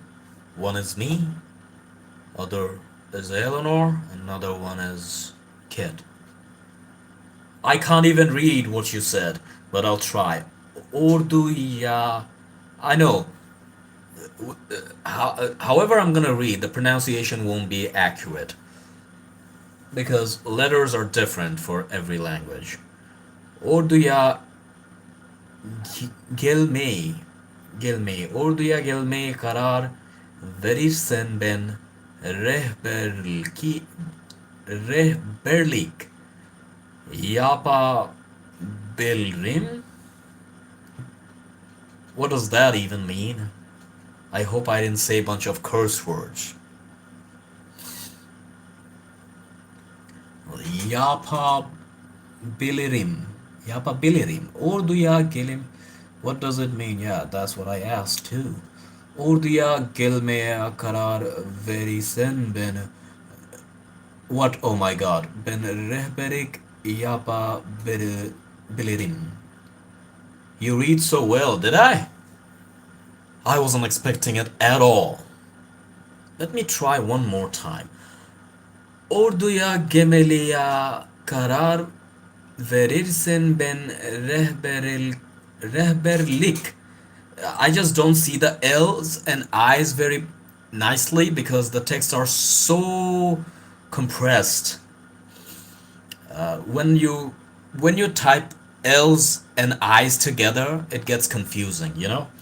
So orduya gelmeye karar verirsen ben rehberlik rehberlik yapabilirim. Yapabilirim or yapabilir yeah, yapabilirim. It sounded like you read it well. I don't know if it's very out of 10. How much you gonna give me for reading that? I'm just good with the languages, I think. I'm a multilingual, you know? In my opinion, I don't have to speak every single languages perfectly. If I can survive speaking them, it's perfect for me. It means if you decide to come to Urdu, the city, I could be your guide. That's interesting. Polyglot. What's the difference between multilingual and polyglot? I know multiple languages, that's it. So I don't know the exact label. You're a bilingual, of course, because you know bilingual or bilingual. Bilingual, I think that's the perfect way to say it, because you know two languages. So that's pretty clear. What's the label for you? Yeah, that's the same thing. That's what I thought. Multilingual or polyglot. For some reason, I love the love the label multilingual, you know, because it shows that you know multiple languages. There's a cheat code. If you can speak Hindi, you'll automatically can speak Urdu. The difference is not that much, even though I can't write any of them. You're gonna go with a small boy looking adult leading you all around the city. That's fine. A guide, if you're knowledgeable about the place, that's what's important to me. And I'm an adult man telling you to take me places, show me places. It's gonna look kinda silly, I know.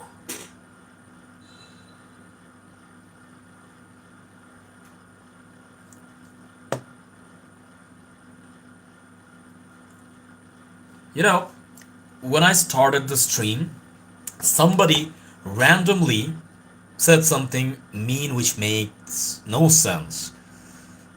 I wish I could talk to that person to ask, but I actually removed him from the stream because I look like I'm 15, although I'm 19. I look so young. It means when you're gonna turn 50, you're gonna look 40 almost. You know, that's a blessing actually. Like for example, I'm 55, but nobody can tell I'm 55. So, what did he say? Uh, it's the first comment actually, the very first comment, and it said, "Stop doing drugs." Literally.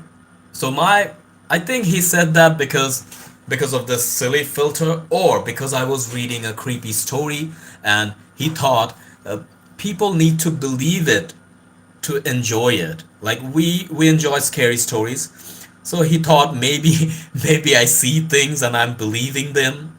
So he said, "Stop doing drugs." And I'm like, "Why would you say this random thing, man? Like, of course I don't look druggy, but I was reading a story which makes no sense. Horror stories don't make sense. You can dislike them, but that doesn't mean you're gonna think somebody is high. That's why he's believing shit. I'm not believing it. Just because I'm enjoying it doesn't mean I believe." So I was telling him later on. I don't know if he listened to me or he just said that and left. I removed that comment. I wish I didn't, but I thought that that's not a good start. So I'm like, there are two types of critics. One who actually point out the mistakes after watching you for a while. For example, I hate many actors. I like many actors. People I don't like, I have a reason to not like, and I will tell that this is the reason I don't like you. But randomly you feel the urge to say something which makes no sense. It shows that you're actually having a very sad life. People don't like you, so you don't like to see other people happy. You know, you will never find a bully who's actually very happy with a healthy life. Yeah, exactly. It's not even a cool thing to say. If he wanted to say something logical, he would say, dude, this filter looks stupid. Or, dude, you're an adult person and you believe in these stories? Then I would just explain, no, I don't believe, I just enjoy. Anything.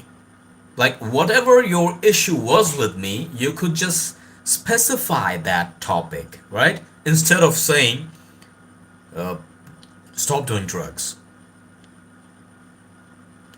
I wish they understood that they don't have that power to change somebody's opinion. For example, you guys, if you point out a mistake, I will actually give them a value. Why? Because you're watching my videos, you're watching my streams, so you can actually tell the flaws properly. Randomly, if somebody just passed by and he just dislikes me for some reason, maybe he doesn't like the way I talk, maybe he doesn't like the voice, maybe he doesn't like this big head, anything. He would talk about that specific thing instead of giving a random opinion. It's cause people are anonymous, so they feel free to say whatever. Yeah, exactly, I agree that. But my question is, do you feel good about yourself? I'm not talking about that ridiculous trash now. I'm talking about bullies in general. Like, why do you feel the urge that you gotta say something? You will say something when it's something serious. That's different.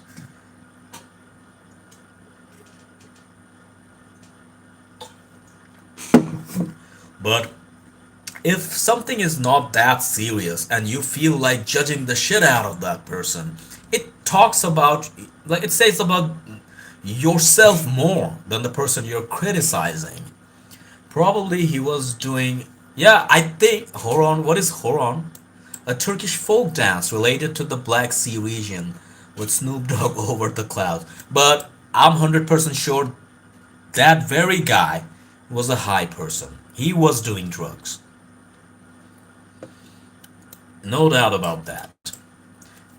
If I like your voice, I'm gonna tell I like your voice. If I hate your voice, I'm gonna tell I hate your voice. I'm not gonna say, dude, you're an idiot, and then go. Like, why did you call me an idiot? It sounds so random and disconnected. And I'm sure it's a kid, probably younger than you, small kid boy.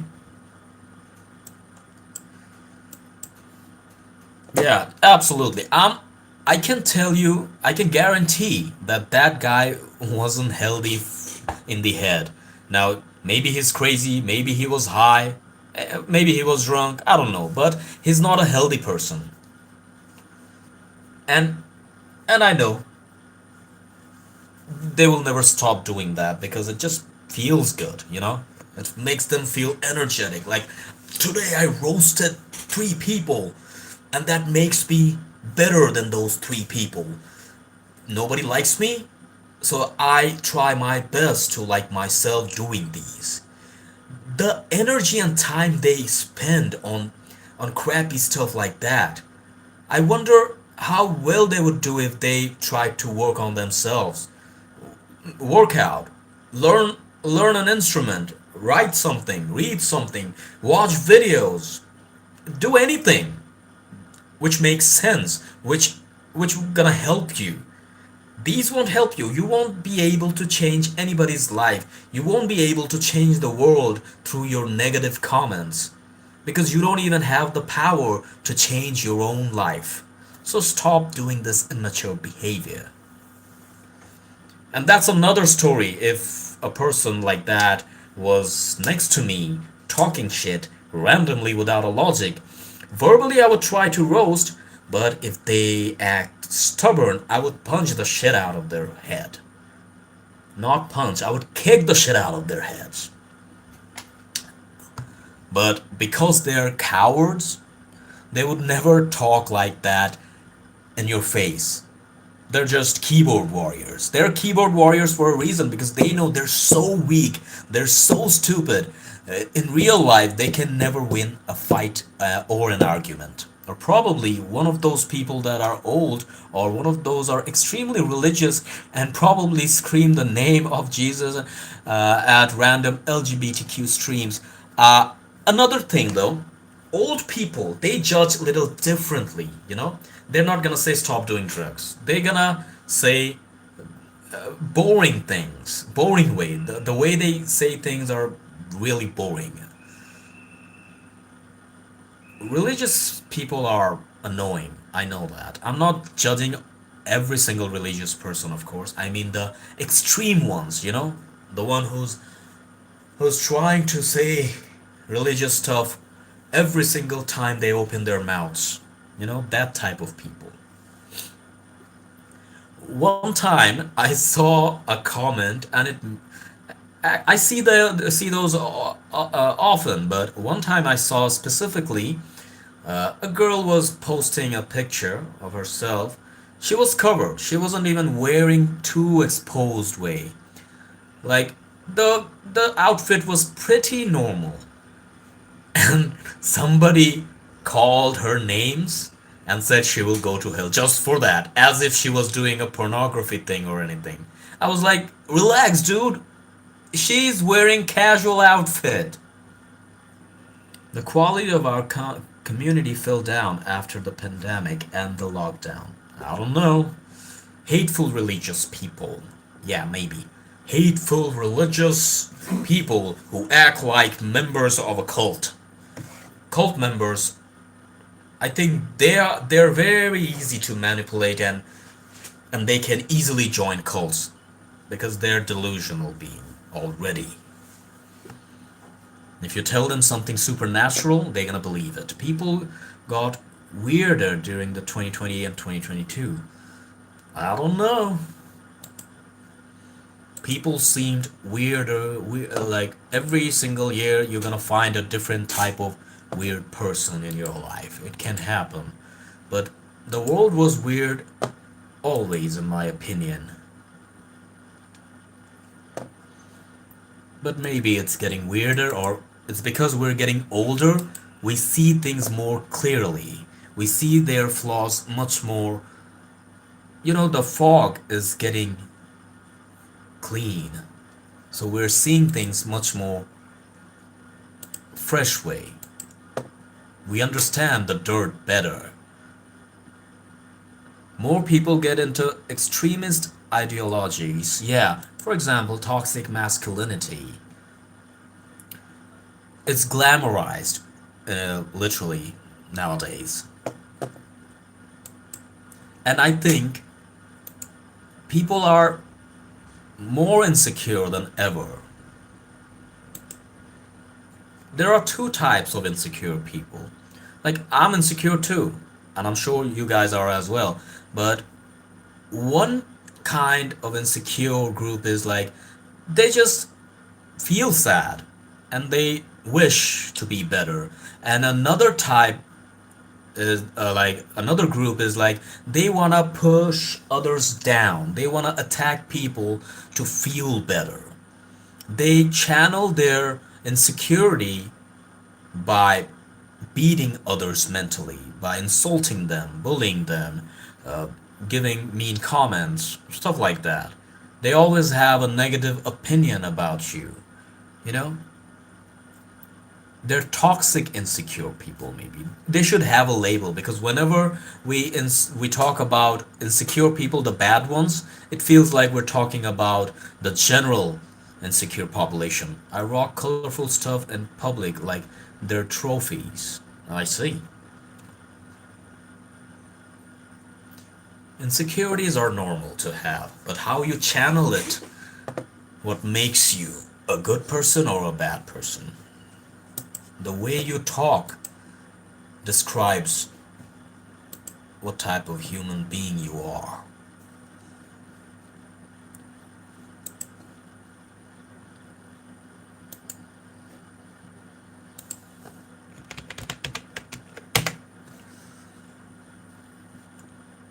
You guys have anything to share?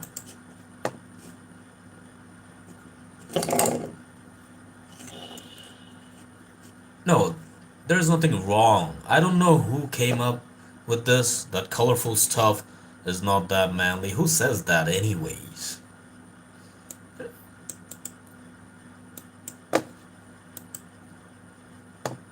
I don't think anybody ever said that ever.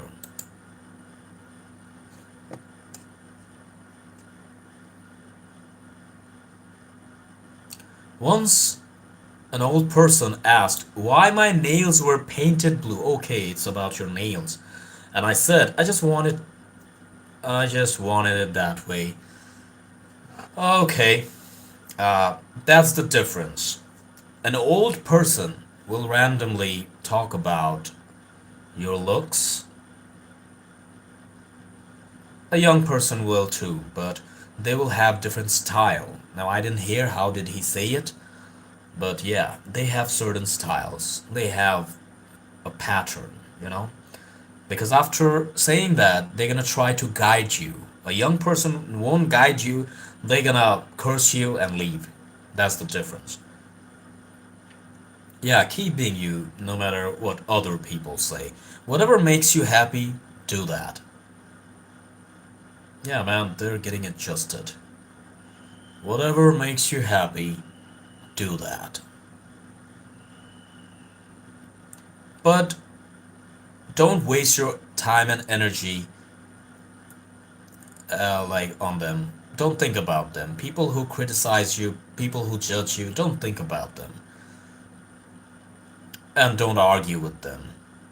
Because in the end of the day, you will never change their mindset and they will never change yours. So what's the point? The Turkish population got through a huge shock during the years 2014 and 2015. Why is that though?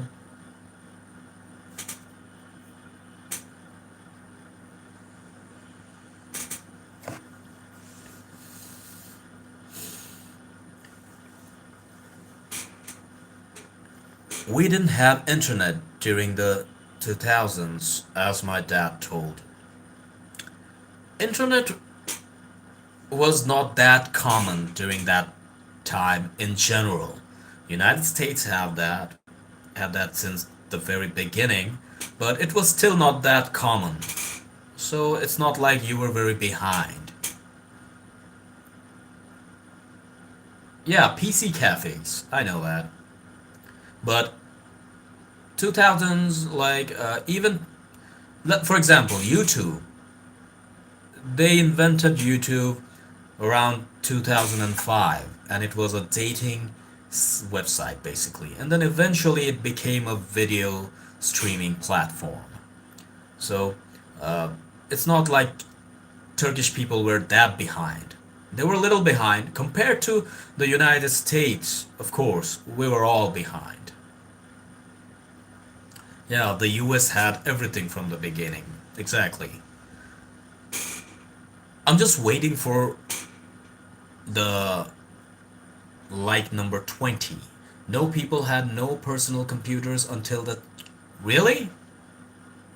People didn't have personal computers until the 2018 and 19. That's pretty late. Yeah, that's pretty late. Yeah, maybe that's pretty late. But computer was a thing. Of course, maybe it was not common there. Because if 2018 is the year, then yeah, it's pretty late in my opinion. And most people still use old phone. Okay, that's very interesting. I don't remember seeing an old phone. HTC and Blackberries, really? It's kind of hard to believe, man. I I thought Turkey was pretty ahead of other Arab countries. Turkey is an Arabic country, right? Considered as a Middle East country. No, I got a smartphone pretty late too, but he's talking about 2018 where computers were becoming a thing. Smartphones, like you got your phone late, that's true. But in Argentina, smartphones were already a thing for a while, right? It's just you got that late, that's fine. but it was not a new thing around that time. You just didn't need one, so you didn't have one. Yeah, exactly. But he is saying in Turkey, but people are switching through cheap smartphones. That's good. That's a different thing. That's a different thing.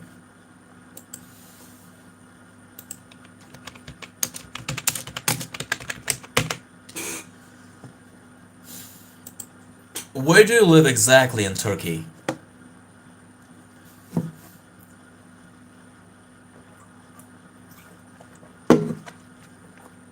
I'm actually not gonna read any more stories. I'll just end the stream after some chatty time. I have a cheap smartphone too. So do I. Listen, if a phone is cheap doesn't mean it's less functional. Do you know cheap or mid-range smartphones are 10 times better than an iPhone? Do you agree with me? I will never get an iPhone because that brand doesn't give you enough. It takes a lot of money, but it doesn't give you enough functionality. The difference is very mild. I'm gonna give you an example. Let's say you got a phone and that's around $100. Your brother got a phone which is $120, and that's a huge jump. But the difference is he's everything is same. His camera is same. The RAM, you have 4 GB RAM, he got 4 GB RAM as well. The chipset is the same. But the only difference is probably he got more storage. And just because of that, his phone is expensive. And let's say somebody else got a phone and that's $200. Yours is 100. The difference is probably that his phone brand has that fame. It's just a higher brand and a popular brand. But the phone is exactly the same. The features are simple. Everything is simple. And he's just a famous brand. That's it. It's a developer feature unlocked Omix X3. Sounds very cool, like a gaming phone. So trust me, I analyze a lot, and it's not that of a huge difference. They're basically the same. All mid-range phone, whatever you pick, are the same. Brands don't matter. But yes, sometimes it matters if you're like, okay, I want to buy a Samsung, a flagship phone. A flagship phone gonna be a little better than a mid-range phone, of course. That's it. But the difference is not noticeable. The cameras are almost the same. Yes, those flagship gonna have that ultimate zoom. You know, the resolution gonna be too powerful. But in the end of the day, we're all using the phones to watch videos and stuff. We don't need that much. It's 4K in Turkish liras. How do you pronounce liras or liras? I use my phone as basically unusable. What do you mean it's basically unusable? That's a pretty great phone. You just need to optimize it a little bit because you use your phone till it's basically unusable. That's what you mean. I mean that's good. That's not a bad thing.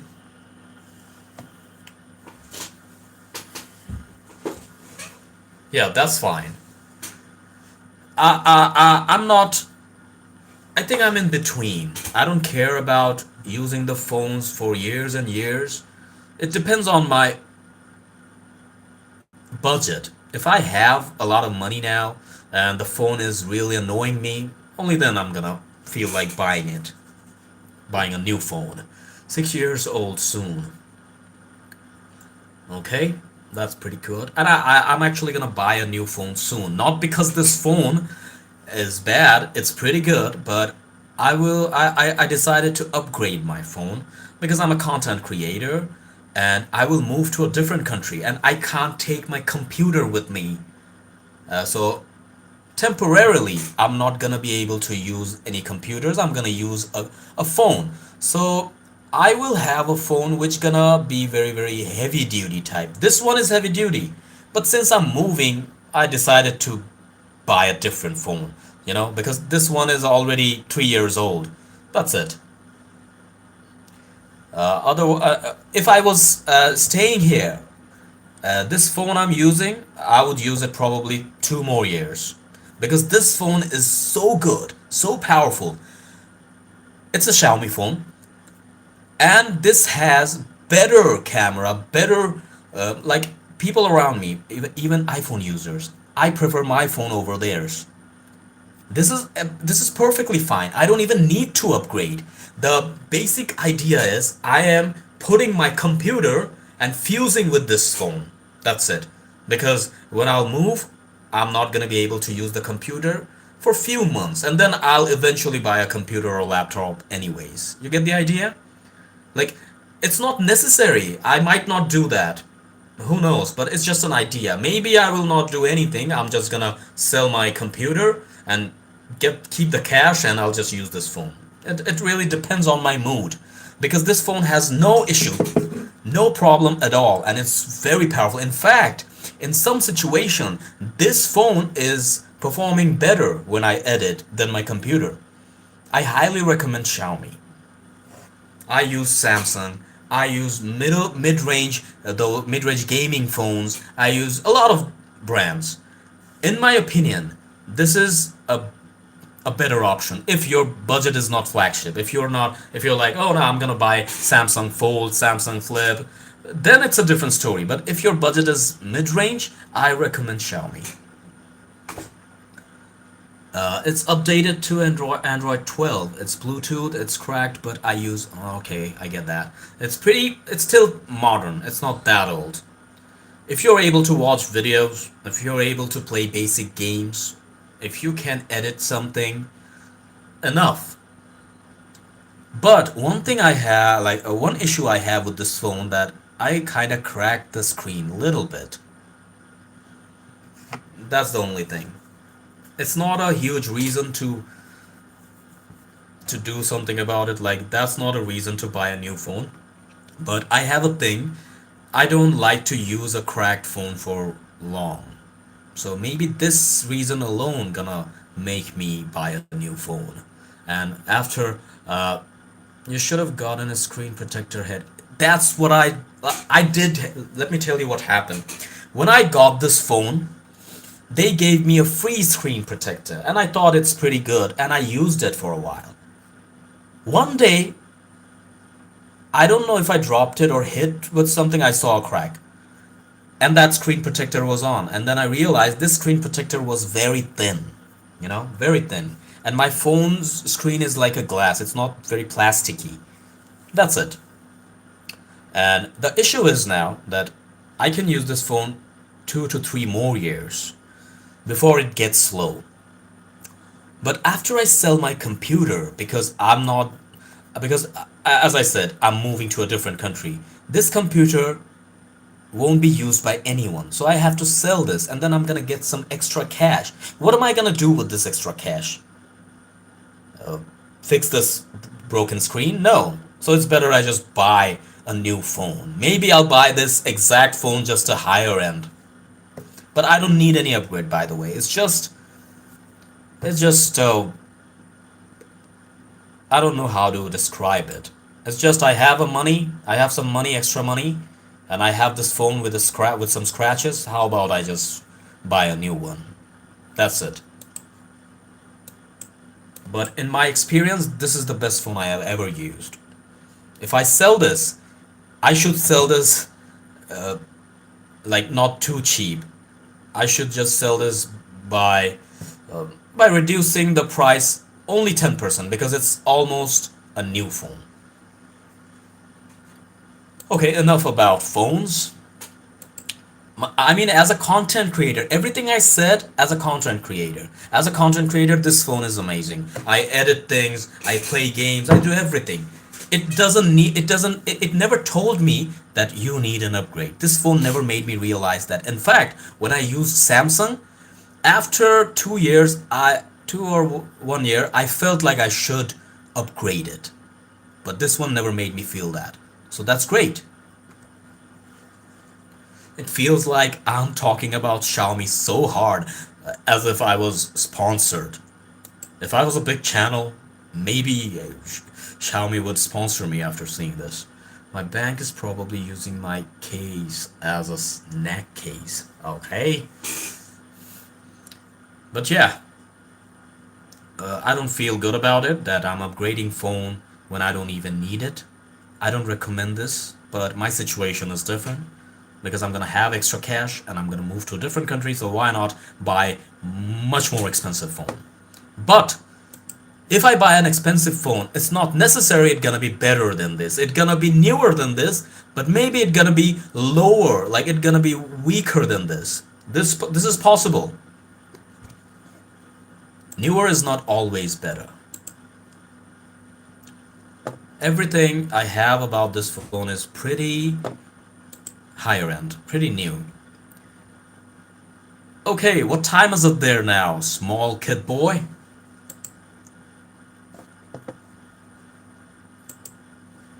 What time is it now? I noticed about something. When I talk too much for a while, now it's almost 4 hours, I guess, or 3 plus hours. My voice starting to get higher pitched because it's tired. So whenever my voice feels tired, it gets little high pitched. I don't know if anybody can relate to it, because to relate to it you have to talk for hours. And I'm pretty used to talking for hours. 1:34 a.m. And when do you plan to sleep? I'll be right back.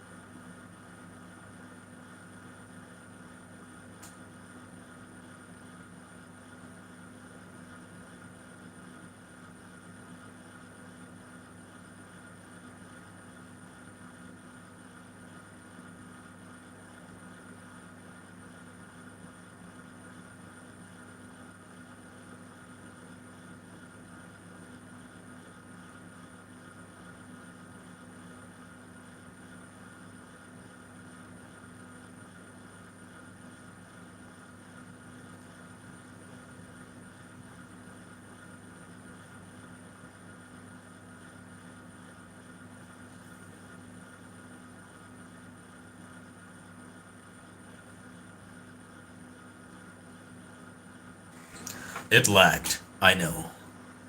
You know why it lagged? Because I went to the bathroom. Makes no sense. So, okay, let me read. I think I missed some comments. I'm coming, guys! Don't leave me. Oh, you guys are talking about the weather. Argentina is different with the weather.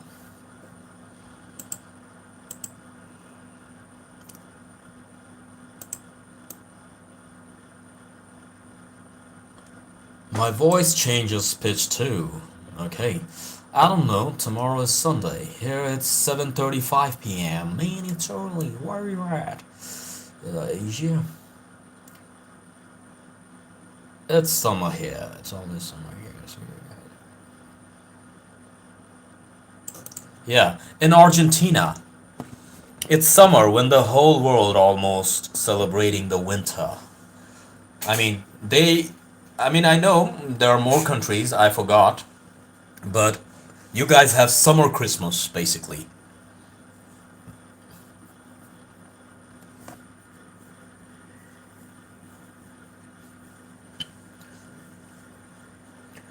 What about in In your country, Turkey, is it winter there? It's probably it probably is winter. It is winter, probably, but who knows? It is not. I think today I'm not gonna reach 20. I mean, tomorrow obviously I will because a lot of people gonna watch. Couple of people gonna watch and then like, yeah, free dude, I miss all of it. Oh man, look who's back. And it's sad that the timing doesn't match, but I appreciate that you're here and you're gonna be like number 20, dude. Like this stream right now, and make me free. Let's see if I hit like number 20. Yeah, free gonna be the 20th like, and he gonna help me to achieve today's goal. Voila! Thank you very much, Geoffrey. Obviously you're here. Yeah, he did. He did. He's my Malaysian audience, my Malaysian friend. So it feels good to have international audience, you know?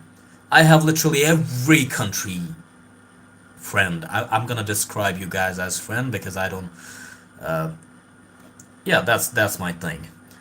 So it feels great to have people from different countries talking about their culture and stuff. I'm holding my breath. Yeah, he liked it already, so it's 20. Yeah, 20. I think. How many likes you can see, kid?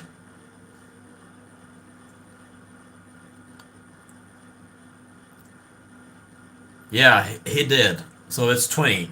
Tomorrow, I will try to be greedier. I will aim for 25 likes. Let's see if I can reach it. So 20 like. I mean, I'm trying to break my own record. You know? Yeah, I'm chill. I'm chill. Don't you worry, brother. I'm chill. I'm chill. I think Eleanor left. Ah, my eyes. Today is your off day, right? You're free? You guys are so positive. And you guys are gonna be the reason for me to continue making videos, doing streams, making shorts. Hey, what's up, all fellows and sisters? Yeah, if we asked you all what's up. The way he talks is very cool, don't you think? Today is your off day, I suppose. I don't know about Malaysia. Is Saturday and Sunday? They're not. Oh, Sunday for sure. I think Bangladesh is the only country where Fridays are considered as a weekly off day. I don't know if there is any other country like that. India, Sunday. I don't know about Japan. Japan is Sunday too. I'm still working, yo. Till Thursday I'm free. Are you gonna get Christmas off days? Malaysia, I don't know if Malaysia celebrates Christmas. I mean, Malaysia is a Muslim country, mostly. But Christmas holiday is common, even if it's an Arabic country, I thought.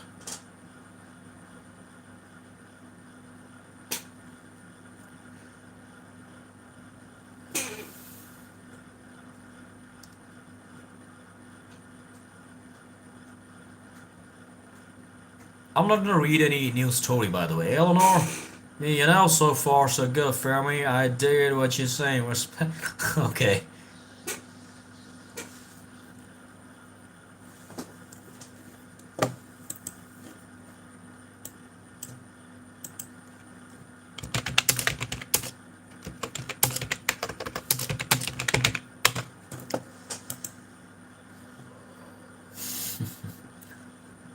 Peace, everybody. I'm about to end the stream soon, by the way. Okay? Okay, it seems like small kid boy is leaving. Are you going?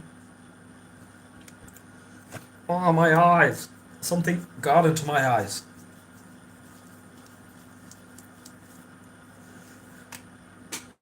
I think I'm the only creator who uses a light below, because this is a bad view. This is an ugly view. If you put the lights here, it gonna create shadows in a way. It gonna make you look weird, and that's the idea, because I'm trying to have a scary atmosphere. But this is totally wrong. That's not how you do it. But I do it because it goes like a flashlight effect, you know? Spooky. Yeah, exactly. That's why. Usually, the common rule is to use it in front or side or above, never below. Nobody does that. And I always try to be a little different. Most spooky channels are literally faceless. I'm one of the few who's not faceless. Yeah, exactly. Like a lot of shadows you can see on my face. Even though lately with these streams I'm being a big head, it doesn't seem very spooky. I have a mask. I sometimes feel like wearing it. I did make some videos wearing it, by the way. So maybe I'm gonna use that one again. I just tore the band. Let me show you the mask.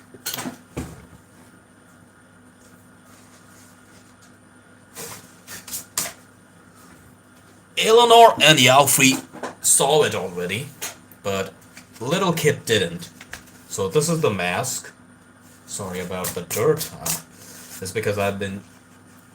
Let me see how I look with the big head wearing this mask, but I don't have the band to attach it. So maybe what I'll do is... Wait a second.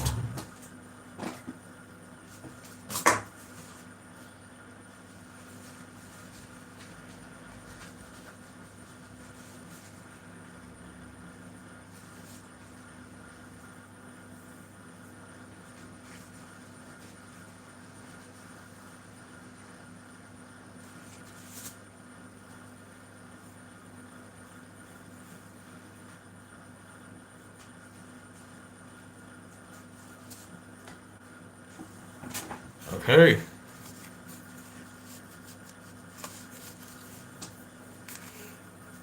The big head looks very weird with this. Why the hell my nose looks bent?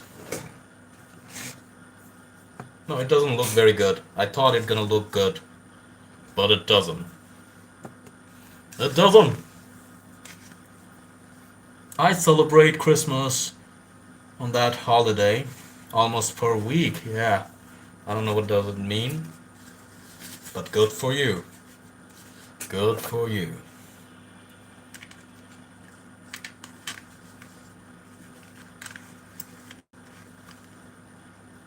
Yeah, it looks a little creepy.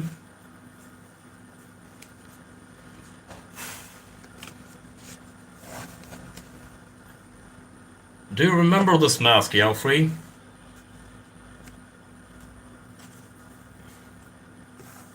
I think you do. Tomorrow, maybe I'm gonna read the stories wearing this mask. But the glass, it doesn't look very good with this.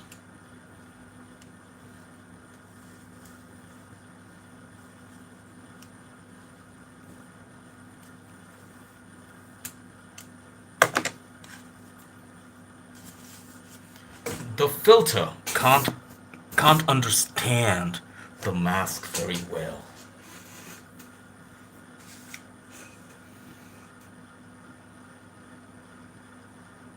I think little kid left. I'm going to end the stream, and I'll see you. I think somebody joined. I don't know who.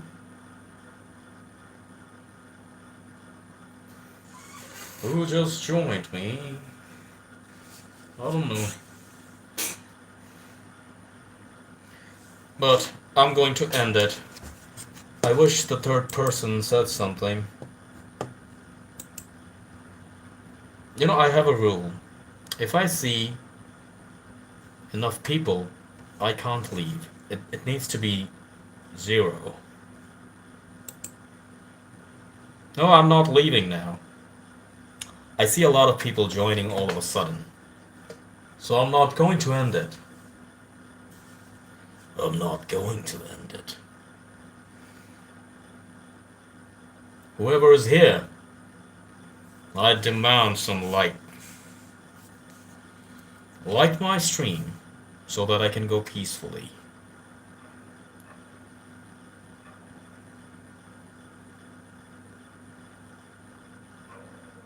When you make your eyes wide, it looks scarier. Like this.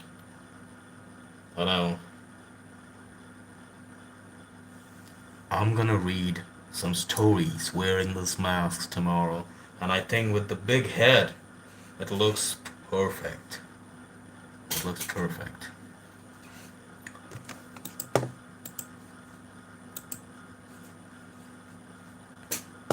And I think this mask is kind of lucky.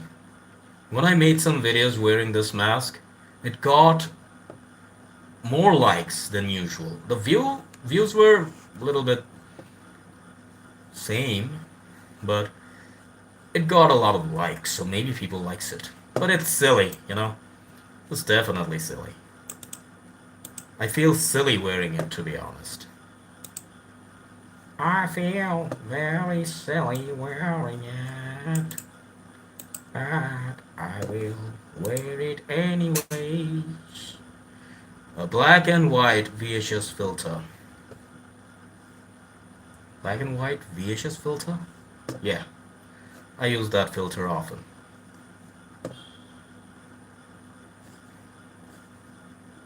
I use this filter.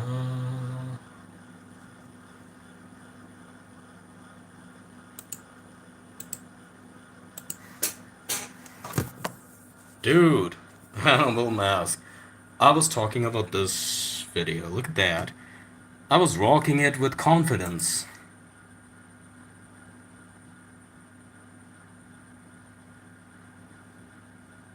Even though the views are not that much, but it's actually good for my standards.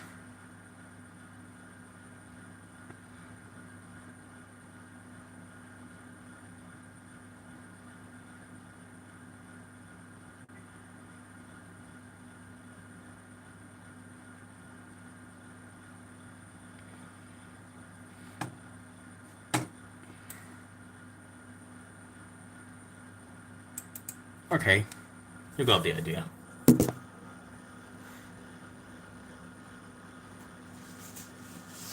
Ugh. I have to do something about this mask. It's kind of dirty. But later. Oh, okay, I'm about to end.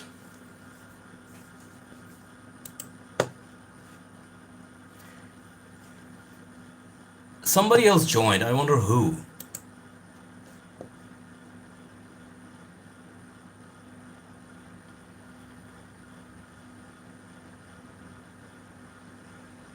Oh, you were talking about this filter. I know, I know. Wait a second. This one. Let me see. Good idea, actually. Good idea.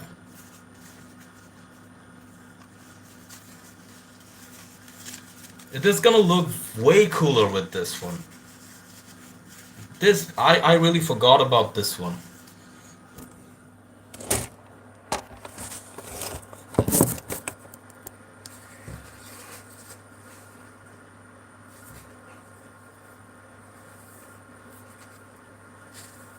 Shut up.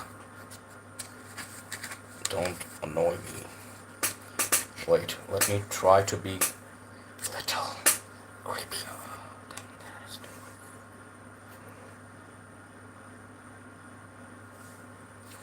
The hair is actually covering the feature.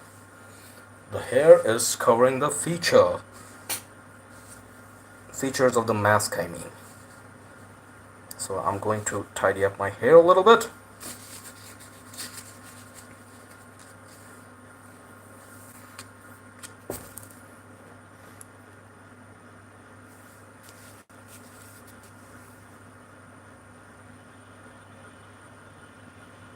We'll be re-up soon, Passion Dog, just like the other folks did. Thank you very much. Thank you very much. But it kinda looks like blackface. Yeah, it looks like as if that's my real face and I just painted it black. But it looks amazing in my opinion. It looks very like reading stories this way. Gonna be better. Lately I'm not playing any spooky music because I'm suffering finding a better one, you know? Copyright issues are annoying these days. Back in the days, I didn't worry much, but now, sometimes even when I get free music and I use them, I get claims. It's like they trick me to use the music thinking it's free, and then they cheat with me. But I'm gonna use music hopefully tomorrow again because music is necessary for me. Without music, it feels flat. Dude, that remind me about the Manhunt video games, Luke, too. Okay, I think I know.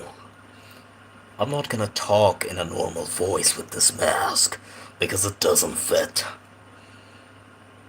Write something and I'm gonna read it spooky way.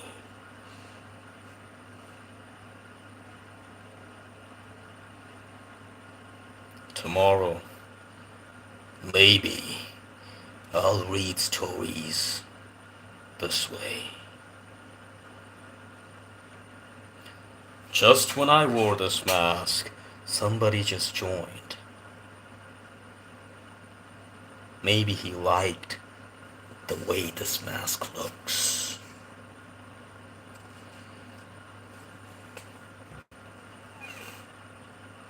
Looks way too distorted and low resolution, don't you think? I mean, of course, for creepy stuff, that's needed. Say that. Say what?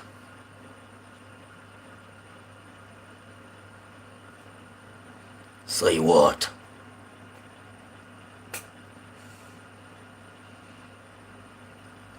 I look like a black. I was about to say the N word by mistake. But you know what I mean. I look like that. Like I've painted my face. That's what I mean. I never meant they look like that. I just meant looks like my natural skin.